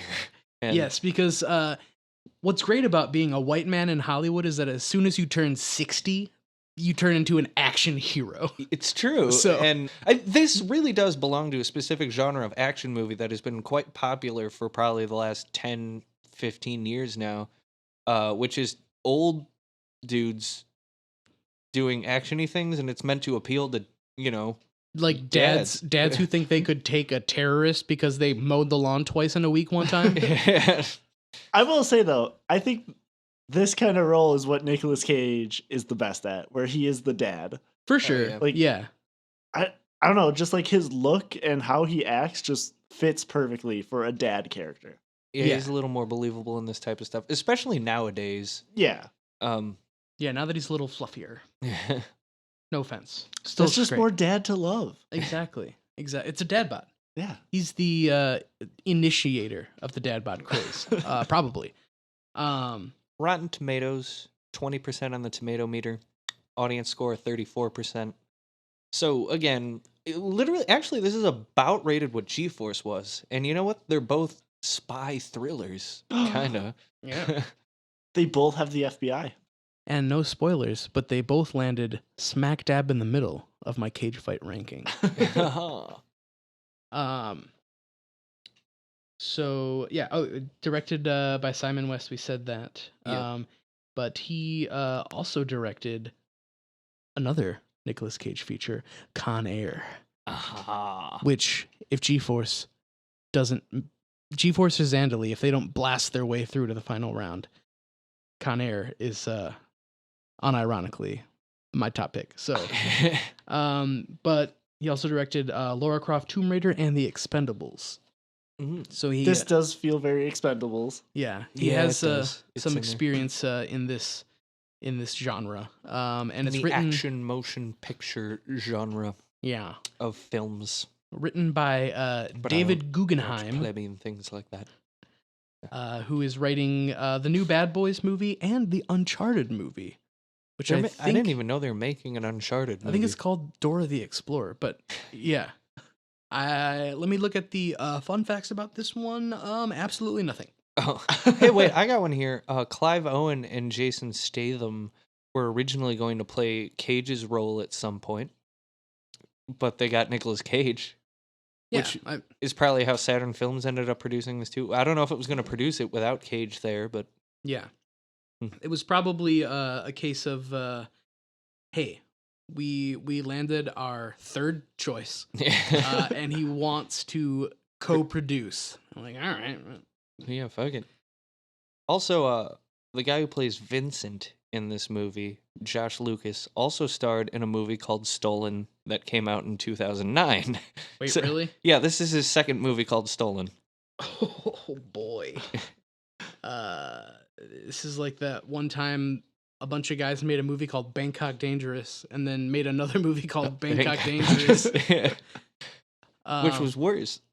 But also I don't know if the 2009 Stolen is better or worse, but It's not got Cage. it's true, which I think makes it worse automatically. But okay, I do have one fun fact for this movie. There's a character in this movie named Hoyt, which is part of the name of our the director of G-Force, and at least 3 of his family members. So, there's that. Yeah. Uh, Here's another fun fact for the viewer. This is, I believe at this point, our 4th movie set in New Orleans. I honestly, it didn't register to me because like so many of these movies have just been in New Orleans that when it opened up and it was like Mardi Gras. Louisiana. Yeah, Mardi Gras is going on, and I was like, yeah, okay, yeah, it's Nicolas Cage. So, moving on to a little plot summary here. The FBI is looking for a team of people, and then like bam, zooms in on the team of people they're looking for. They're watching out on. Team. You know what? We could call them the A team. Yeah, because there ain't no B team here. Yeah, so they're watching this group of people who they've apparently been following for some time, and they've been like observing them casing a jewelry store, and so they're like, we're gonna catch these guys in the act of robbing this jewelry store. But hey, guess what? The jewelry store is next to a toy store, which is attached to a bank. Hey, yeah, and in the weirdest plan ever, well, Cage is sitting in a van and he's talking to his daughter on the phone. Oh, and yes. one of his colleagues, I guess, who is also a robber, is like all bitter, and he's like, "Why are we listening to CCR? Why are you fucking? Why are you talking to your daughter before a robbery? Why do you do things? I hate you. You're annoying." They also hammer in the fact that he listens to CCR every single time they do a heist. Mm-hmm. Which then never comes up again. Oh, it does. It but does at one point. It does at about one CCR. point, and it doesn't affect anything at all. It's just like a complete one-off line. Yeah. But they're about to break in to, well, they break into the toy store. They break into the toy store. And then from there move somewhere else. The FBI is listening with like extra, shotgun mics or something that pick up like long range, highly directional audio that you would order from like a spy kit when you were a kid. Yeah. And they're like, "Oh, we heard an explosion. They're going through the wall into the jewelry store next door." So they charge into the jewelry store, and they're not there. They're robbing the bank. They're robbing the bank on the other side. What if they're robbing the toy store? Oh no! But yeah, they go through the toy store and break into the bank, and for some reason the FBI didn't think, "Hey, this toy store is surrounded by a jewelry store and a bank, both of which are highly robbable things that they might, if they're not going to one, they might be going to the other." But it's actually kind of convenient because you can like drop your kid off at the toy store and then like go rob a jewelry store quick, and then come back and they'll still be wandering. Yeah. So they break into the vault, and there's like $10 million cash there, and then the guy who's all mad about CCR, whose name is Vincent. Good old Vinny. He's like staring at a bunch of gold bars that are in the bank, and he's like, "Look at these gold bars." And Cage is like, "Hey, those weigh 27.4 pounds. How many of those can you carry? I got $10 million right here, cash, and we can run out with this." But the point is, the gold bars have been pointing out. Yes. So, and what is Vincent's reason for wanting these gold bars? Not specifically because they're worth money, but because they're shiny. Yep. Shiny. So I like shinies. He's basically a child. And an airtight robber. Brilliant man. Yeah. He's really got it all going on. He's like Stacy's mom. He's rest in peace. Wait, is she dead? I think I just saw something recently that Stacy's mom from Stacy's Mom is dead. But damn, even if she's not, I'm willing to say rest in peace to those jugs. Hey. Yeah, they're probably a lot flabbier now than they were then. So. There's also a part where so when they first enter this vault, and they're shoving like $10 million, as you said, into some duffel bags.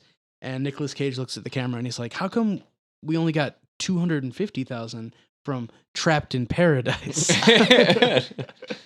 Oh, maybe it's because banks, as a standard, generally don't keep any more than $500,000 in their vault. I don't know why I know that. FBI, don't be watching me. Nick, let's not talk about the fact that he had plans to go to a toy store later. Don't worry, they just keep like millions of dollars in gold bars. Yeah, that too. Yeah, so if you get bored from stealing $10 million in cash, you can And they definitely keep it there over 8 years. Yeah, for the course of 8 years, there's just going to be, shitload of gold bars sitting there. Yeah, and luckily the ground beneath the gold bar is completely hollow, but we'll talk about that later. So Yeah. So they bust out the back of the bank. They're running out, and there's some random guy in the alley who is loading his car with a bunch of shit for some reason. Why is he there? he's I have no think idea. They said he's like a janitor or something Oh yeah. for the. But whatever. why did he have a bunch of random shit in the back of his hatchback car that he's just sitting there loading more shit into? I don't know. But It was strange. what's his face? Vinny. Good old Vin. Yeah. He's like We gotta pop this guy. punches the guy in the face and then is about to kill him, and Cage is like, "No, we don't kill people." And then he's like, "But he saw us, so I'm gonna kill him." And he delivers in a really cheesy way. "I've been to prison and I didn't like it." It's something around there. But Let yeah. me tell you something. It wasn't fun. And I gotta tell you, guys, Vinny is my favorite part of this movie. Personally, Oh, same. I couldn't stand him. Really? He was my favorite he- part because he was such a cartoonish Yeah. character. Yeah. I actually liked him in this beginning heist part where it's like he's just the crazy loose cannon guy or whatever. Yeah. Mhm. But as soon as he turns into like the crazy cut off his fingers, one-legged weirdo, I was just like, no thanks. Because he's numb now, like a statue. That's so dumb. That's what I liked about him. That he's a cartoonish, over the top villain. It kind of reminded me of like Eddie, but not quite that over But the not top. good. Yeah, not good. But this opening bank robbery scene is honestly pretty tense. Yeah. And I was It was pretty promising. yeah. When they were kind of doing the side by side of the FBI guys like running through the bank and them trying to escape out the alley, I was a little nervous. Mhm. I was a little nervous.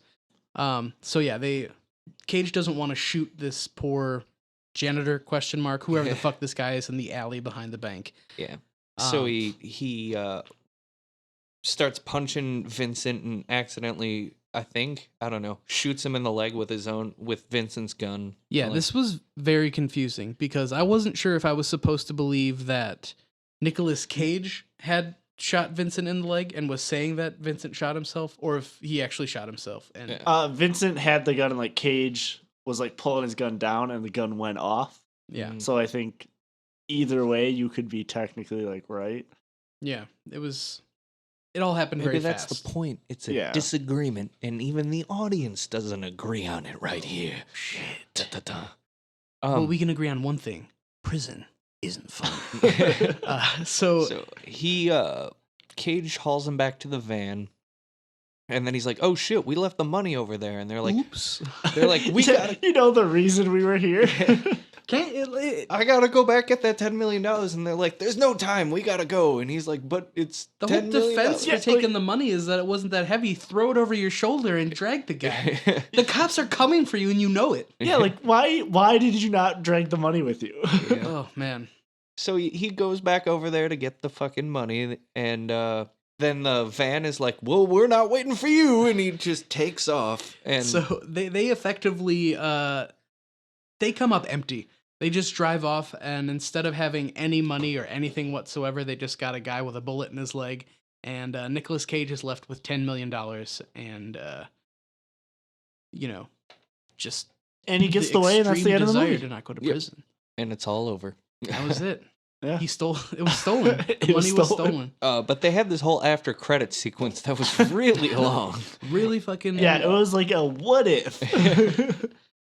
But the cops pull up and surrounding him while he's standing there, and he just kicks their patooties. Yeah. Just he gives them a fucking- good, He karate beat chops down. the shit out of these guys. and he steals a cop car and gets away. This whole opening was definitely just somebody played Grand Theft Auto and they were like, what if we put Yeah. this in a movie? This whole action sequence of him in the car, like driving around, it was just very over the top, but not in a good way. Yeah. Like it was just like I mean, it did just make me want to play Grand Theft Auto because he effectively did what I always do, which is steal a cop car and then try to lose your stars in the cop car. By going to a Into parking structure. Yes, exactly. Because they can't see up the third level. Once you go, he's obviously played. Yeah.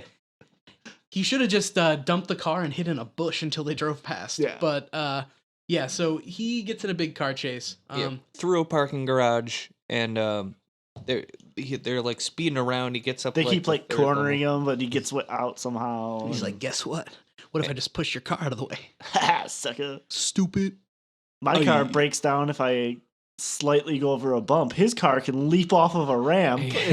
And then push an FBI truck out of the way.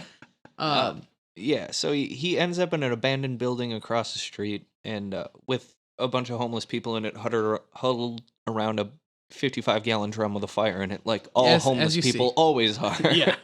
According Where to do they movies. get all these drums? I don't know. This is actually the same group of homeless people from Pay the Ghost. I Oh. think. Yeah. He paid the ghost $10 million. I mean, he did. And, That's why his daughter wasn't taken for 8 years. That's why they had to put the fire out in Pay the Ghost because there was $10 million in it. And he realizes he's gonna get captured, so he gets out and like does something with the money that we don't know. Ooh, but they keep that suspense up for about 15 minutes. I'm gonna spoil it for you guys. He burns the money. Like He burned the money. he burns it in the 55-gallon drum that the homeless people were huddling, warming their hands around. Yeah, always nice to warm your hands on a cold hard stack of quiche. And he turns himself in, and cut to Cage leaving prison. It's 8 years later. Oh boy. He walks out, and there's a guy there to pick him up from prison who says, "Hope you got raped every day." That line was insane. Like, I could not believe my ears when he walks out to a van and a cop tells him, "I hope you got raped every single day." Who the fuck wrote that and left it in? I want to know why this guy hated Nicolas Cage so much. I have no idea. It's that much, especially. Like, especially not even the guy who's like, spoilers for a few scenes later, like whose wife left him because apparently he was like so obsessed with this. Mhm.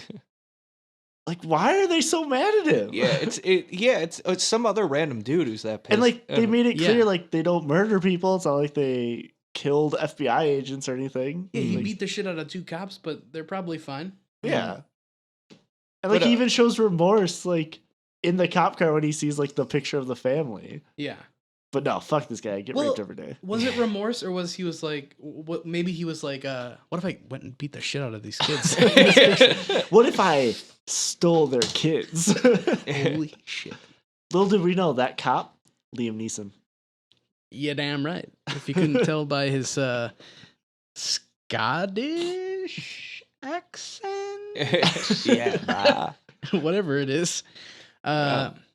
So they're giving Cage a ride to his daughter's house, and they're like, "Your daughter doesn't want to see you. You're a piece of shit. You were in prison." Now, And- where's the money? Where's the freaking 10 million? Yeah. We know you hid that money somewhere.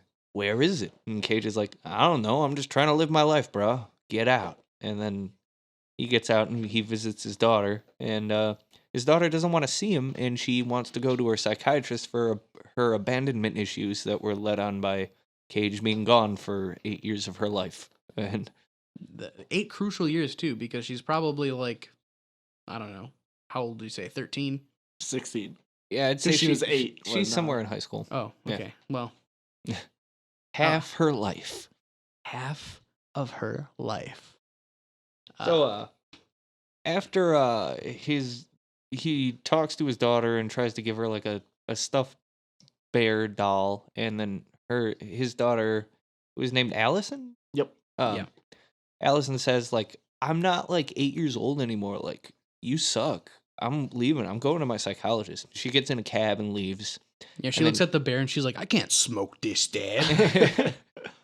And Cage goes to a bar where he meets with a lady friend, an old associate who was also involved in the heist, I think. Yeah. Yep. I didn't realize that at Riley. first because I She was saw the her one in the hat. Yeah, I saw her so little in the heist that I she was feel the like her hair getaway. color was different or something. Yeah, too. she was the getaway driver. But yeah, so he goes and visits with her, and she's working there, and then she's like, "Yeah, I'm out of this business now. I'm bartending, and I ain't trying to rob places." And then he's like, "Whoa, that's cool. Let's take a shot." Then he gets a phone call. From the phone, wasn't the phone in like a mysterious package? Yeah, it was delivered to his daughter's address, and she gave it to him in the package. Yeah. And well, he gets the package starts ringing, so he opens it up and answers it, and it's Vincent. He's like, "Hey, Vincent, man, I haven't seen you in forever." Like, Oh, hey, also how at you this doing?" point, he's been told that Vincent is dead. Oh yeah, Yeah, Multiple times. yeah. oh yeah. I think by the cops, and Yeah. then also by the lady he was just visiting, the Yeah. bartender. They're like, your old buddy's been chopped up. Burned alive. We found fingers. And he's trying to be all friendly. He's like, "Hey, Vincent, how you doing? I haven't seen you in forever." And Vincent's like, "Yeah, you suck." And he's like, "I'm sorry, man. I know I got trapped and I shot you, but like, hey, let's be friends." And he's like, "No, no, no. I'm not having none of this. You suck." And then he's like, "Well, fine." And he's like, "I want my share of the $10 million." And Cage is like, "But I burned it." And then Vincent is like, "Oh yeah, well, if you better find some way to do it, because I'm driving the cab with your daughter in it, and I've got this syringe full of drugs to knock her out." And She's getting real sleepy. Cage is like, "I'll get you the money." And then Vincent's like, "Well, you better, and I'm tracking your phone, and to make sure you're doing what you're doing." Yeah, and if you don't answer one phone call, she's dead. You got 8 rings. And that's when Nicolas Cage is like, I have a specific set of skills. I can press the green button that answers the phone. In any circumstance. So, Why are we all doing this voice? I don't know. But Hey, I'm this is my Vincent. go-to voice here. This is what I do. Everybody on the podcast probably figured this out by now. But, We're about to go to Mardi Gras.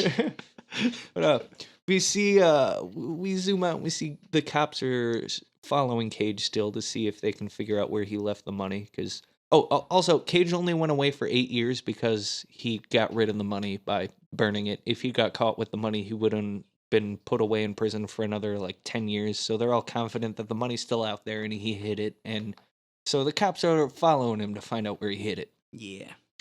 And so Cage sees that the cops are following him and just grabs a Mardi Gras mask, because it is Mardi Gras in New Orleans. He grabs it from some random stand, puts it on, and the cops magically forget what he looks like, what he's wearing, everything, and just lose him completely. They He's start got pulling a random mask. dudes with a mask. Yeah. I don't get why you're so That's confused. the point of the mask.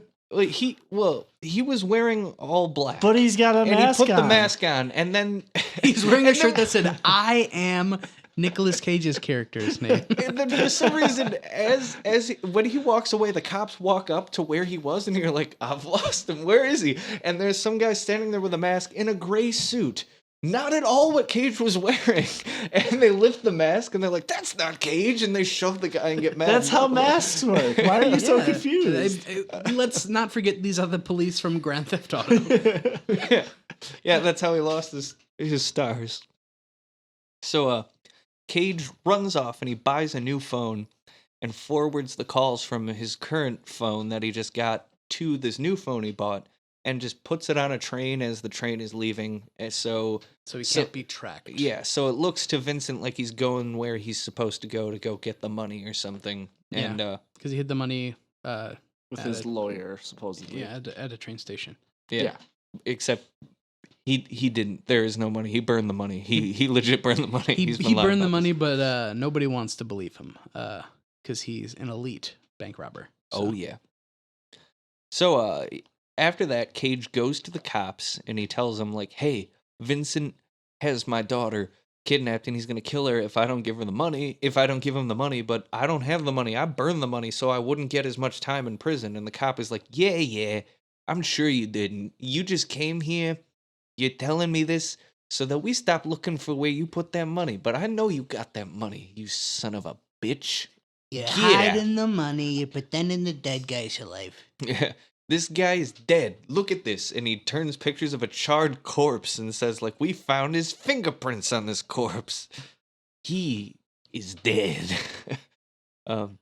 So Cage is like, fine, then I'll do it myself. And on his way out, he beats the shit out of some FBI agents and then steals their key cards so he can access their computer system and get info on Vincent and the rest of his former crime syndicate people, including that one guy who Hoyt. is chubby with Hoyt. Is Hoyt. that his name? Oh, Yeah. yeah. I didn't know what his name was. I only but- know that because of your fun fact. Yeah, that's good old Hoyt. And I didn't know that was his name while I was watching the movie, Me but I neither. certainly know it now. Me too. So we cut to Vincent driving around town in his cab with Cage's daughter in the trunk. And she pulls out the taillight of his car so that maybe he'll get pulled over for having a taillight being out. Probably And then- won't happen. Yeah, probably won't. And then Not during Mardi Gras.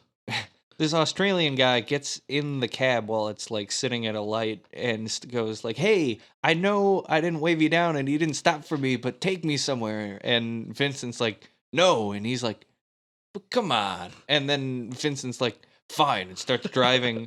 But then he decides to pull over in some random spot and just beat the living shit out of this guy and throw him on the side of the curb. And then And now, of course, it is Mardi Gras, so any crime that you commit in the middle of the street in broad daylight is not don't seen worry by about it. anybody except for, at best, like a 5-year-old kid. yeah, everyone's too drunk to notice. This is the part where I started to hate the Vincent character Mhm. because it was just like I felt like they were trying to make him like Crazy. crazy, but like smart or whatever.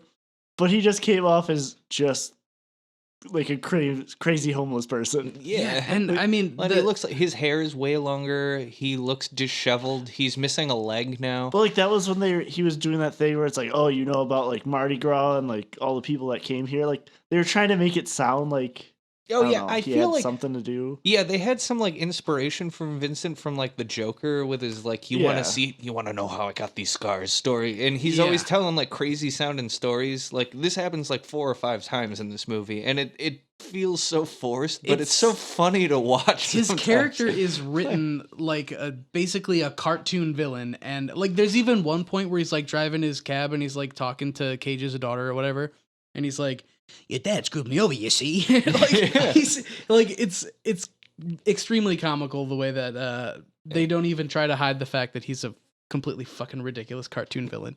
Yeah. I think the best part about all this is this movie tries a lot of attempts at humor that all fall really flat. And the funniest thing is how cartoony this fucking villain is. Yeah. And how and I don't think that's intentional. But- It's not. It definitely seems like when they were writing his character, they tried really hard to make him sound super badass, but didn't really translate very well on screen.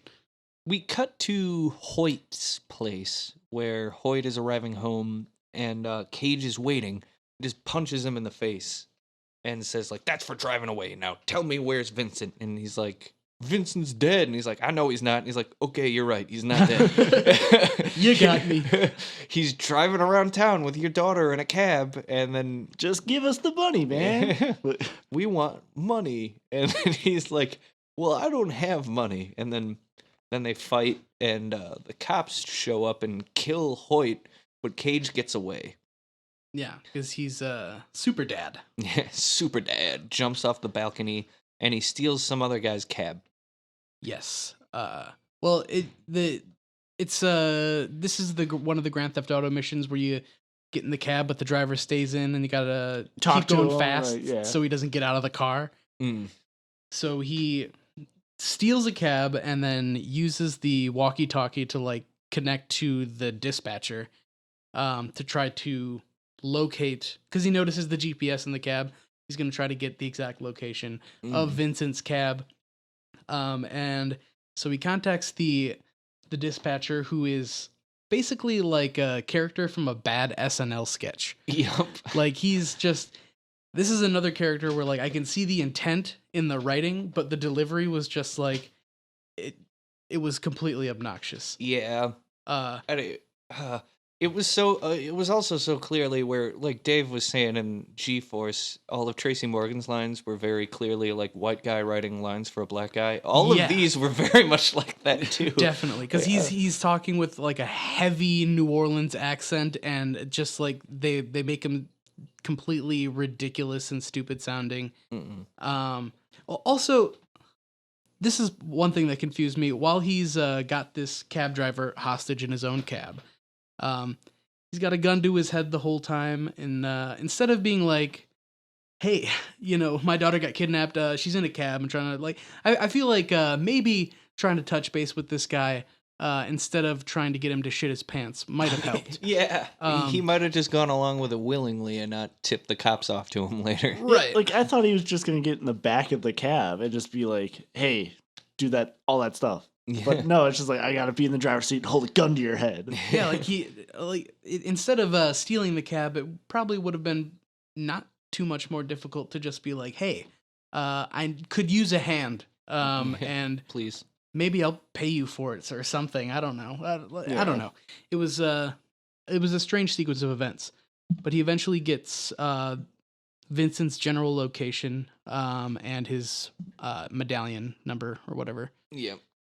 And, meanwhile, Vincent did get pulled over because of his taillight, and the cop hears screaming in the trunk. This is my favorite scene in the movie. This is the scene I wanted to talk about because Such a stupid.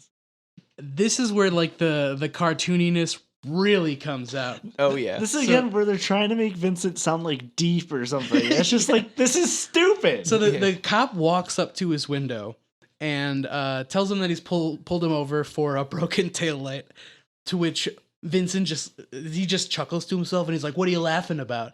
And he's like, "Mardi Gras going on, you got all these people drunken in the streets, and you pull me over for a broken taillight. It reminds me of when my father was dying of bone cancer, and he was complaining about the nick in his chin from shaving." And the cop is just like, okay, whatever. And okay, I thought this was great already, but then the next line happens where he's like, I bet you're wondering why a dying man would shave. And the cop literally says, "No, I'm not. I am not. Get your taillight fixed." And he's walking away. And then Vincent is not done delivering his bad guy dialogue. He yells from the window of the car, "'Cause he had tremendous vanity." This cop's like, I don't give a fuck about any of this. Yeah, but while he's walking away, he hears pounding and screaming from the trunk. And And yeah, so he's like, "Could you pop open this trunk for me?" Vincent comes out. He's still giving his spiel as he's unlocking the trunk.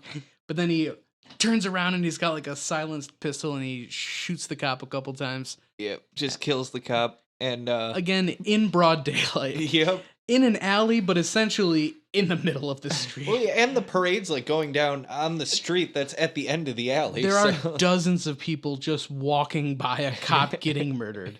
But why does he open the trunk? I don't know. That's a very good question. Because that's- Chloe just gets out and starts running. Or Yeah. not Chloe, I'm sorry. I have no Allison. idea why I call her Chloe. Allison. Yeah, he yeah, killed- like, why, if he was just gonna turn and shoot the cop anyway, why did he actually unlock the trunk? Because he turns around and she gone. Yep. But Vincent catches up to her and just drugs her in the neck again. And then he's like, "You see, your dad, he fucked me over. So I'm gonna fuck him over." And like, he's like, "Yeah, I faked my own death. You see the fingers on this hand? I cut them off. He's like, "Oh, you got real pretty fingerprints. I had those too, but then I put them on a corpse and faked my death." Like, He even this is gets a little all bit too parts. into it. He's like, They can use these lines on your finger to track you down. "Okay, thank you for explaining fingerprints to me. I'm in high school." That's why I hated this character so much, because it's like they're trying so hard to make him seem like It was such a deep villain, and so he is ridiculous. not. He's He's not just at an all. idiot. He's a homeless man. And now I don't think we have to reiterate this, but he drugs the daughter again in broad daylight. There's people everywhere. I cannot stress like enough 20 how feet many away, people- there's a whole crowd. there's a fence between him and dozens of people while he's just drugging a girl in the neck Yeah. in Talking front of about all of them. fingerprints. The only person who sees is a little kid who he like yells at this kid like, "What are you looking at, twerp?" And the kid like flips him off, but they don't show it long enough to like be like, "Ha, the kid flipped him off." They like you see the little kid like start to flash his middle finger and they cut away right away. It was very strange. I thought I didn't even notice the middle finger. I 'cause they I cut thought he away. was like drinking a milkshake or something. Yeah, he was like about to flip him off, and they were like, "Oh wait, maybe we should only show half a second of that." So we cut back to Cage, and the cops have caught up to the cab that he's in now, and they arrest him. They get him. They arrest him. Put him in the back of their car, and they take his phone out and put it on the dash, and it starts. Like you do. Yeah, like they all do, and it starts ringing. And Cage is like, "Hey, I've got to answer that right now, or he's gonna kill my daughter." And they're like, "Yeah, Vincent, he's alive, and he's gonna kill your daughter. You're full of shit." And they keep driving. So Cage just goes like, "Ah!" and breaks through his handcuffs. No. He breaks his thumb so he can get out. Oh, Yeah, he okay. breaks his thumb so he can slip out of the handcuffs, and then he like smashes them in the head, flips the car, causing the FBI truck following them to also flip. And I think everybody survives though. And also his phone is okay. Yep, his phone's fine, and he picks it up and answers the call right after the car flip. He managed to break his thumb, knock out 2 cops, and escape a flipped vehicle, and still answer the phone in 8 rings. And during the answering the phone, he just like does his thumb, so it's fine. Yep. Yeah, Yeah, 'cause- he's just like. Literally Ow! in the next Oh. scene, he's like emoting with his hands, and I was like, "Did you not just break at least one finger?" No, it's you dislocate your thumb so that you can squeeze out a hand. Do you Oh. not know how to escape from handcuffs? You know what? I'm pretending not to for the sake of this medium. So he gets a call from Vincent, and he's Vincent's like, "You're really cutting it close to the wire here. You got to get that goddamn money for me." And Cage is just like, "Look, I don't know. I'm trying to do it. I don't have the money. I burned it." And he's like, "You don't have the money, do you?" And he's like, You really don't. He's like, "No, but I'll get it for you." Instead of just saying, like, No, I don't have money. yeah. No, I'll still get you $10 million though. Yeah. And he says, "I'll do it by robbing again." And so after that, he calls the bartender lady and tells her in Swedish for some reason to go meet him somewhere. At the usual spot. Yeah, at the usual spot. And that is all of the Swedish spoken in this film. Yeah, at this point I had to look up, and I was just like, wait, why did it change languages? He tells her like, "Hey, Vincent's got my daughter. He's alive. He's gonna kill her if I don't get him $10 million. I don't have $10 million, but I'm gonna rob that bank again to get him $10 million so that he won't kill my daughter." And she's just like, "Okay, I don't." Or no, he didn't say anything about his daughter. She's like, "Why you want to rob a bank again for that? That's dumb. That's Like, stupid." How could I forget? I forgot to tell you why. He's gonna kill my daughter. Yeah, he's gonna kill my daughter. And she's like, "Oh, okay. Well, cool. We'll go rob the bank again." So, and then we get a shot of the cops going to the cab company and looking through the cab company's records, and they see that Vincent is still alive. So, Holy shit. and they're like, "Oh, that's Vincent." Didn't what? I don't remember what it's. D'Onofrio. Yeah, I was gonna say D'Onofrio. I don't That's remember. Vincent D'Onofrio. And he looks like shit. And they're like, "He's alive still, I guess." So then we cut back to Cage and his lady accomplice, and they are in the sewer underneath the bank vault, and they burn through the floor with a blowtorch and then melt the gold so it falls through the hole. And Genius. yeah, brilliant plan. If this was so easy to do with only 2 people, why didn't they do that the first time? Hey. I think he didn't know that the gold was there the first time. He thought it was just money in the bank vault. Because she says after him, he's like, "You've been planning that for 8 years, haven't you?" And he's like, "I didn't have anything else to do in prison." And How in the fuck did they manage to find the exact location of that vault, though, Yeah. underground? worry through the about it. sewer system. Yeah. It's like, I think it's right here. All bank robbers have sonar. Well, yeah. also, they don't mention this, like, in the opening of the movie when they're robbing the bank.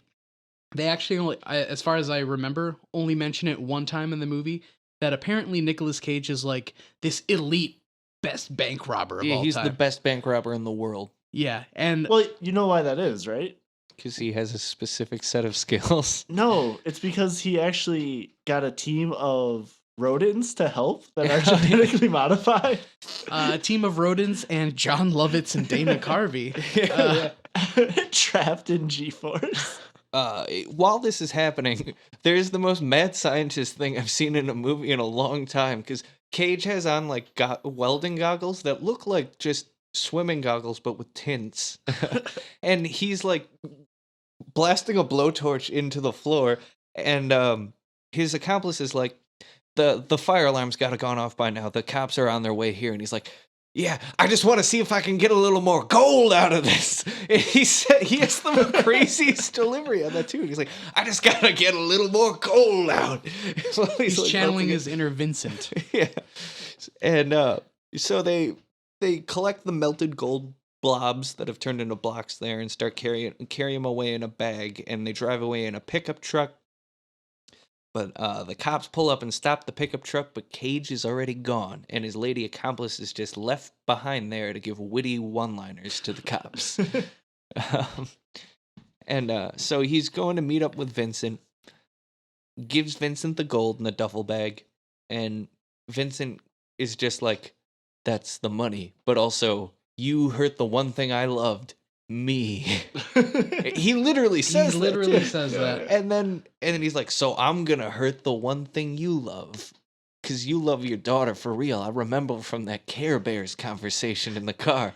And then Remember when you talked to her on the phone? And They do the CCR thing again. yeah, like they It's talk like, about. there was no CCR this time.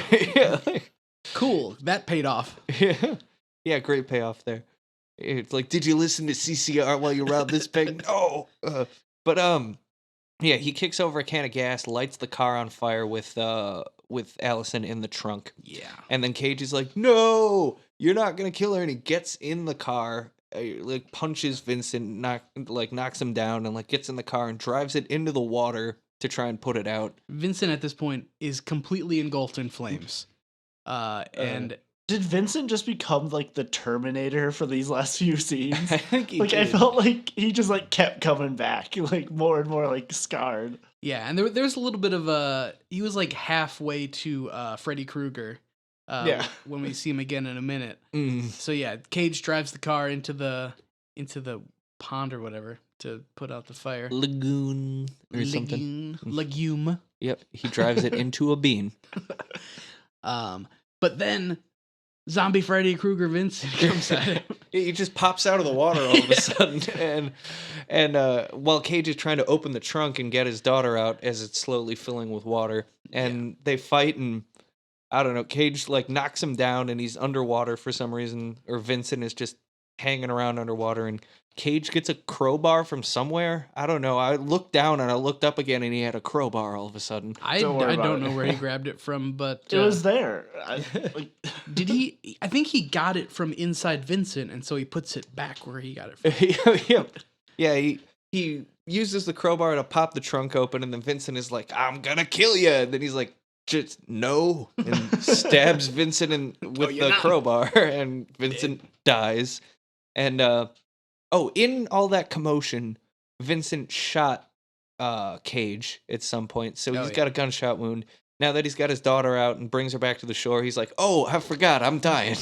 Also, I think this is by far one of the worst death scenes I've ever seen. Oh, yeah. Because like Allison's over, like keeps like saying like, oh, just hang on, like, you know, generic stuff. Mm. And Nick Cage the whole time is just like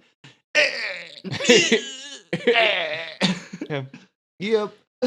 So the cops show up and in a helicopter and airlift Cage and his daughter out of there, and then and on the air or helicopter, he's just like he's like, I'm dying.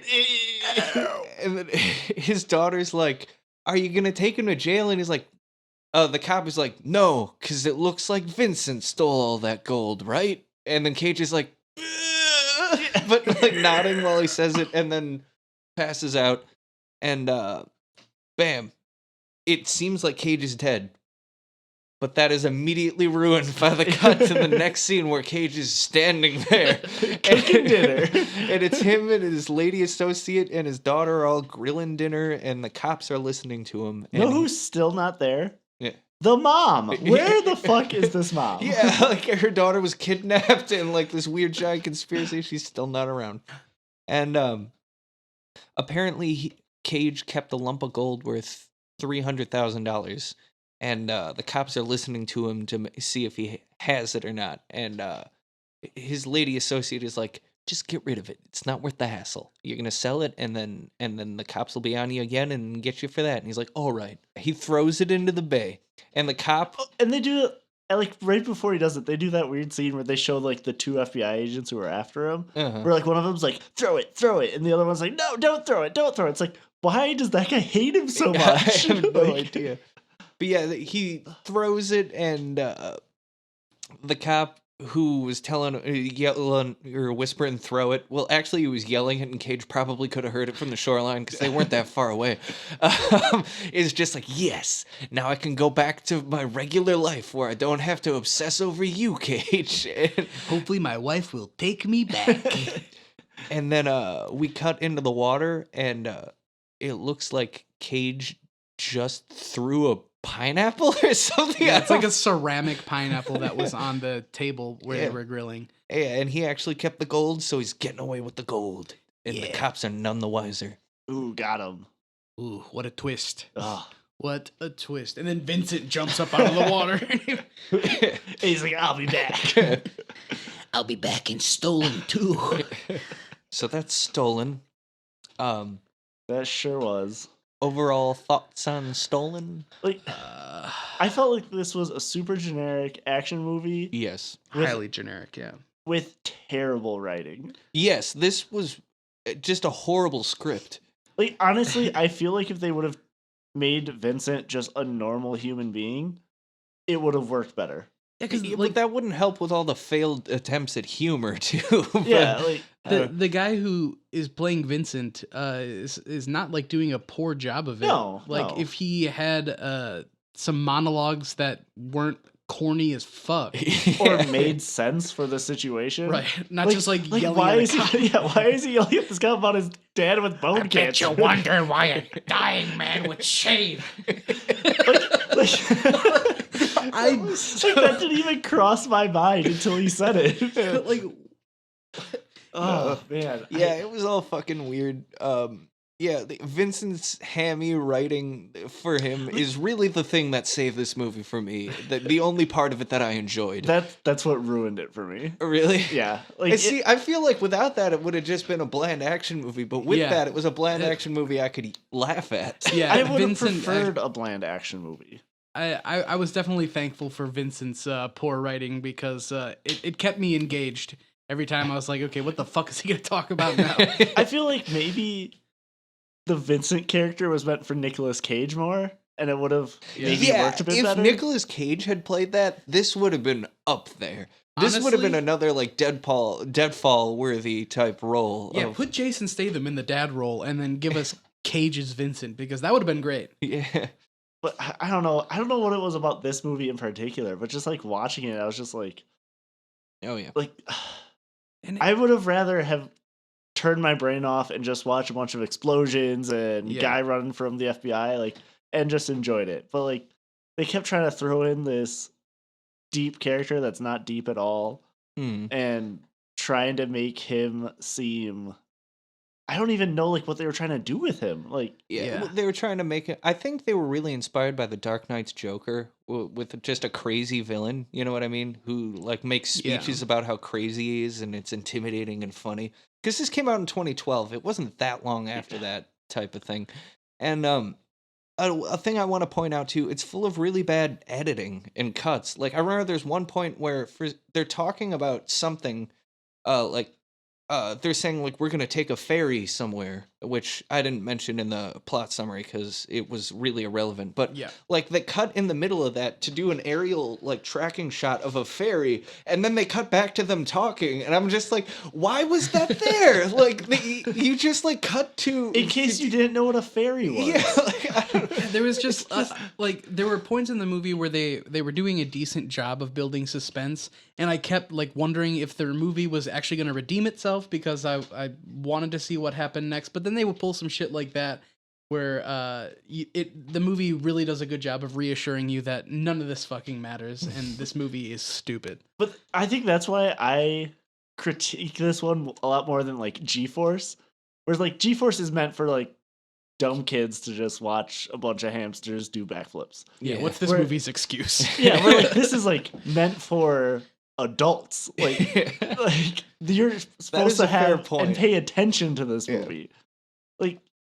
And like we talked about at the beginning about like how they can make movies for just like action stuff, like Godzilla just have monsters, or the Expendables movies, or like any of that stuff just have cool action scenes. yeah. But then, This really doesn't have any.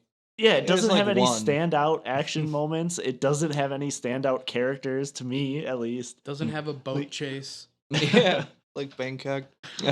Like, I don't know. I could not get into this movie at all. Another thing I want to say about this is the soundtrack sounded like they just Googled like 90s spy movie and just picked the first results and slapped it in there. Because like you constantly hear this like vague, like sort of Mission Impossible ripoff.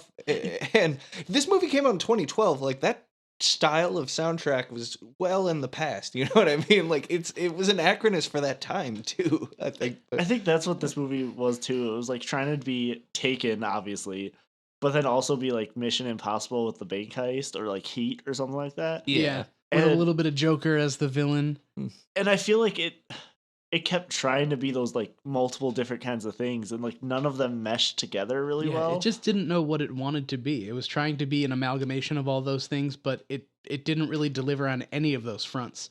Where I think they had it right in the beginning, doing like a heist kind of movie. Like Yeah, If it this would've started just been- fine. if this would have just been about like heisting stuff, I think it would have gone a lot better. Yeah, I feel you on that. If you can give me what Heat gave me in half the time, sure. yeah.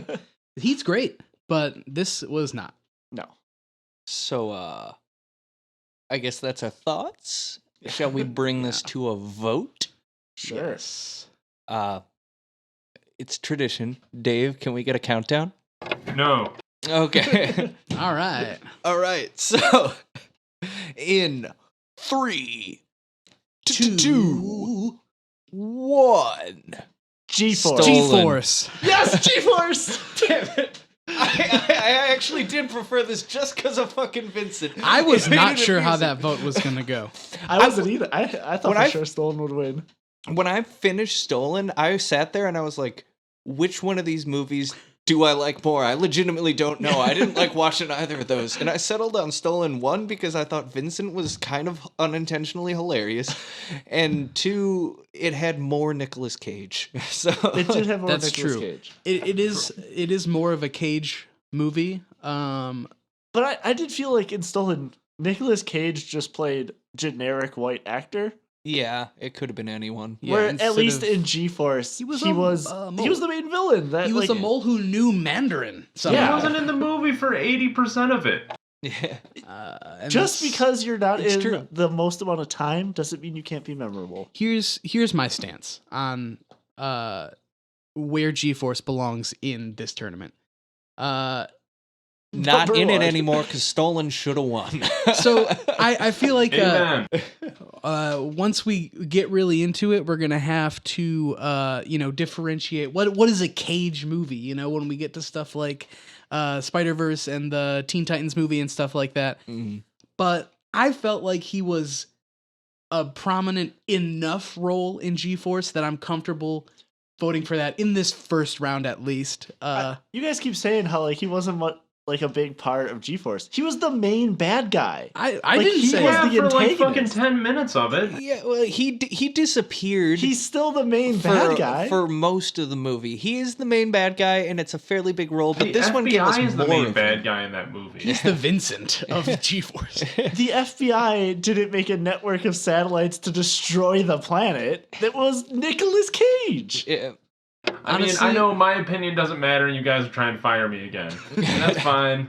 And I didn't see Stolen. I'll be real. I had a chance to see Stolen, and I sat in my room and watched videos of people doing yo-yo tricks. Honestly, You did not miss But much. I'm voting for Stolen. You guys don't need my vote again. I know I'm fired. We are now changing the rules so that Dave's vote matters. There's a tie. No, and because in the then event of a tie, Zandali wouldn't have won, so fuck you. No, G-Force Zandali wins, I'm out. won. All right, let's put Zandali through on this matchup too. We'll have Zandali twice in the next round. it'll be Zandali No, versus no, Stolen. nope, All right. nope. All right, I'm I'm good out. with that. See you later. G-Force wins, bye. I honestly wasn't sure which way I was going to go on this. Zach is, in fact, leaving. That was not a bit. Wait, really? He's not at the mic. He's gone. He's out ski. But yeah, I wasn't sure how I was going to vote exactly because I thought both of these movies were not good, but fine. Yeah. And Stolen definitely had some redeeming qualities, and I there was part of me that wanted to rewatch it for the next round, but there's just not enough gophers in it, you know? I personally thought they were both not good, but G-Force was just mediocre and didn't really have anything that I'd want to see again. But Stolen, not that I'd really particularly want to see it G-Force was an again. enjoyable, friendly round. Stolen had a hammy villain, which I am just all for, personally. I love. And Zach's back. You can watch it on your own time. It didn't win. I will say that I wouldn't watch it again if it didn't advance in this tournament, but the scene of Vincent getting pulled over is my favorite scene of any movie we've watched so far. wait, even more than some of the Deadfall stuff? Hi, fucking yeah! The Deadfall stuff is great, but I was kind of expecting Cage to go off. I wasn't expecting Vincent to be like, I bet you're wondering why a dying man was shaving. You think I'm a fucking retard, man? You think I'm a fucking retard? See, that's why I voted for Stolen, because it brought back some of the Deadfall nostalgia. Don't worry, we're watching just a Deadfall. little while ago. It's true, we'll watch Deadfall again. But anyways, G-Force to the end. Gang, gang. G-Force won despite my protests, and I think I'm going to have to fire everyone here. It's just going to be me talking about Cage movies. And I fire you. So Who's gonna hit record then? I'll hit record and then I'll run over here. I'm gonna fire Nick and Dave, and I'm gonna hire a new engineer, and me and Zach are gonna start a G-Force podcast. Every week we go in depth on every character in G-Force. And the G-Force extended universe. Well, anyways, Next week is Sunny and the Wicker Man. yep.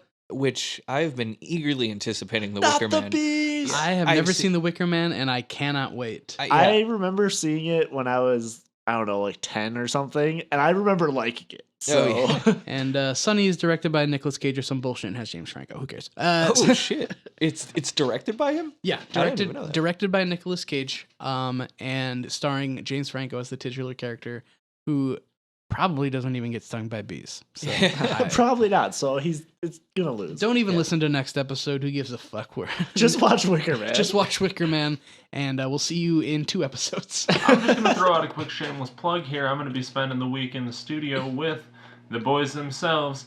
National Pleasure. Oh, So shit. hopefully I'll come back with a new tune for you guys, but I might come back with news that the band broke up. We'll find out. Oh, I thought they all the suspense. Where did we leave off with them? Did they all kill each other on tour, or how many No, surviving? members? none of them are seeing eye to eye again. Vincent's drinking again. Well, both of the brothers are drinking again. I don't think they're speaking. Last I heard, Kits was wanting to quit the band, but he just thinks the money is too good. I probably shouldn't be airing this out on the podcast again, but It's okay. I don't think they I actually haven't seen listen them to since this. a little tour bit. Purvis texts me very regularly, and I saw Arlo driving a truck recently. No shit. Oh, I shit. thought he had his license taken away. No, see, I thought so too, but nope. I thought he was too what do Maybe they he's- call it? Smacked out on heroin to drive a vehicle. Maybe he's just driving without a license. I don't know. It could be. I mean, they do live on the wild side. Yeah, Just they're like Nicolas Cage. just like Nicolas Cage, and well, they're pieces of shit though. So, I guess we'll see you next time. See ya. Cage Fight is brought to you by the National Broadcast Association. Now, Paul Harvey News.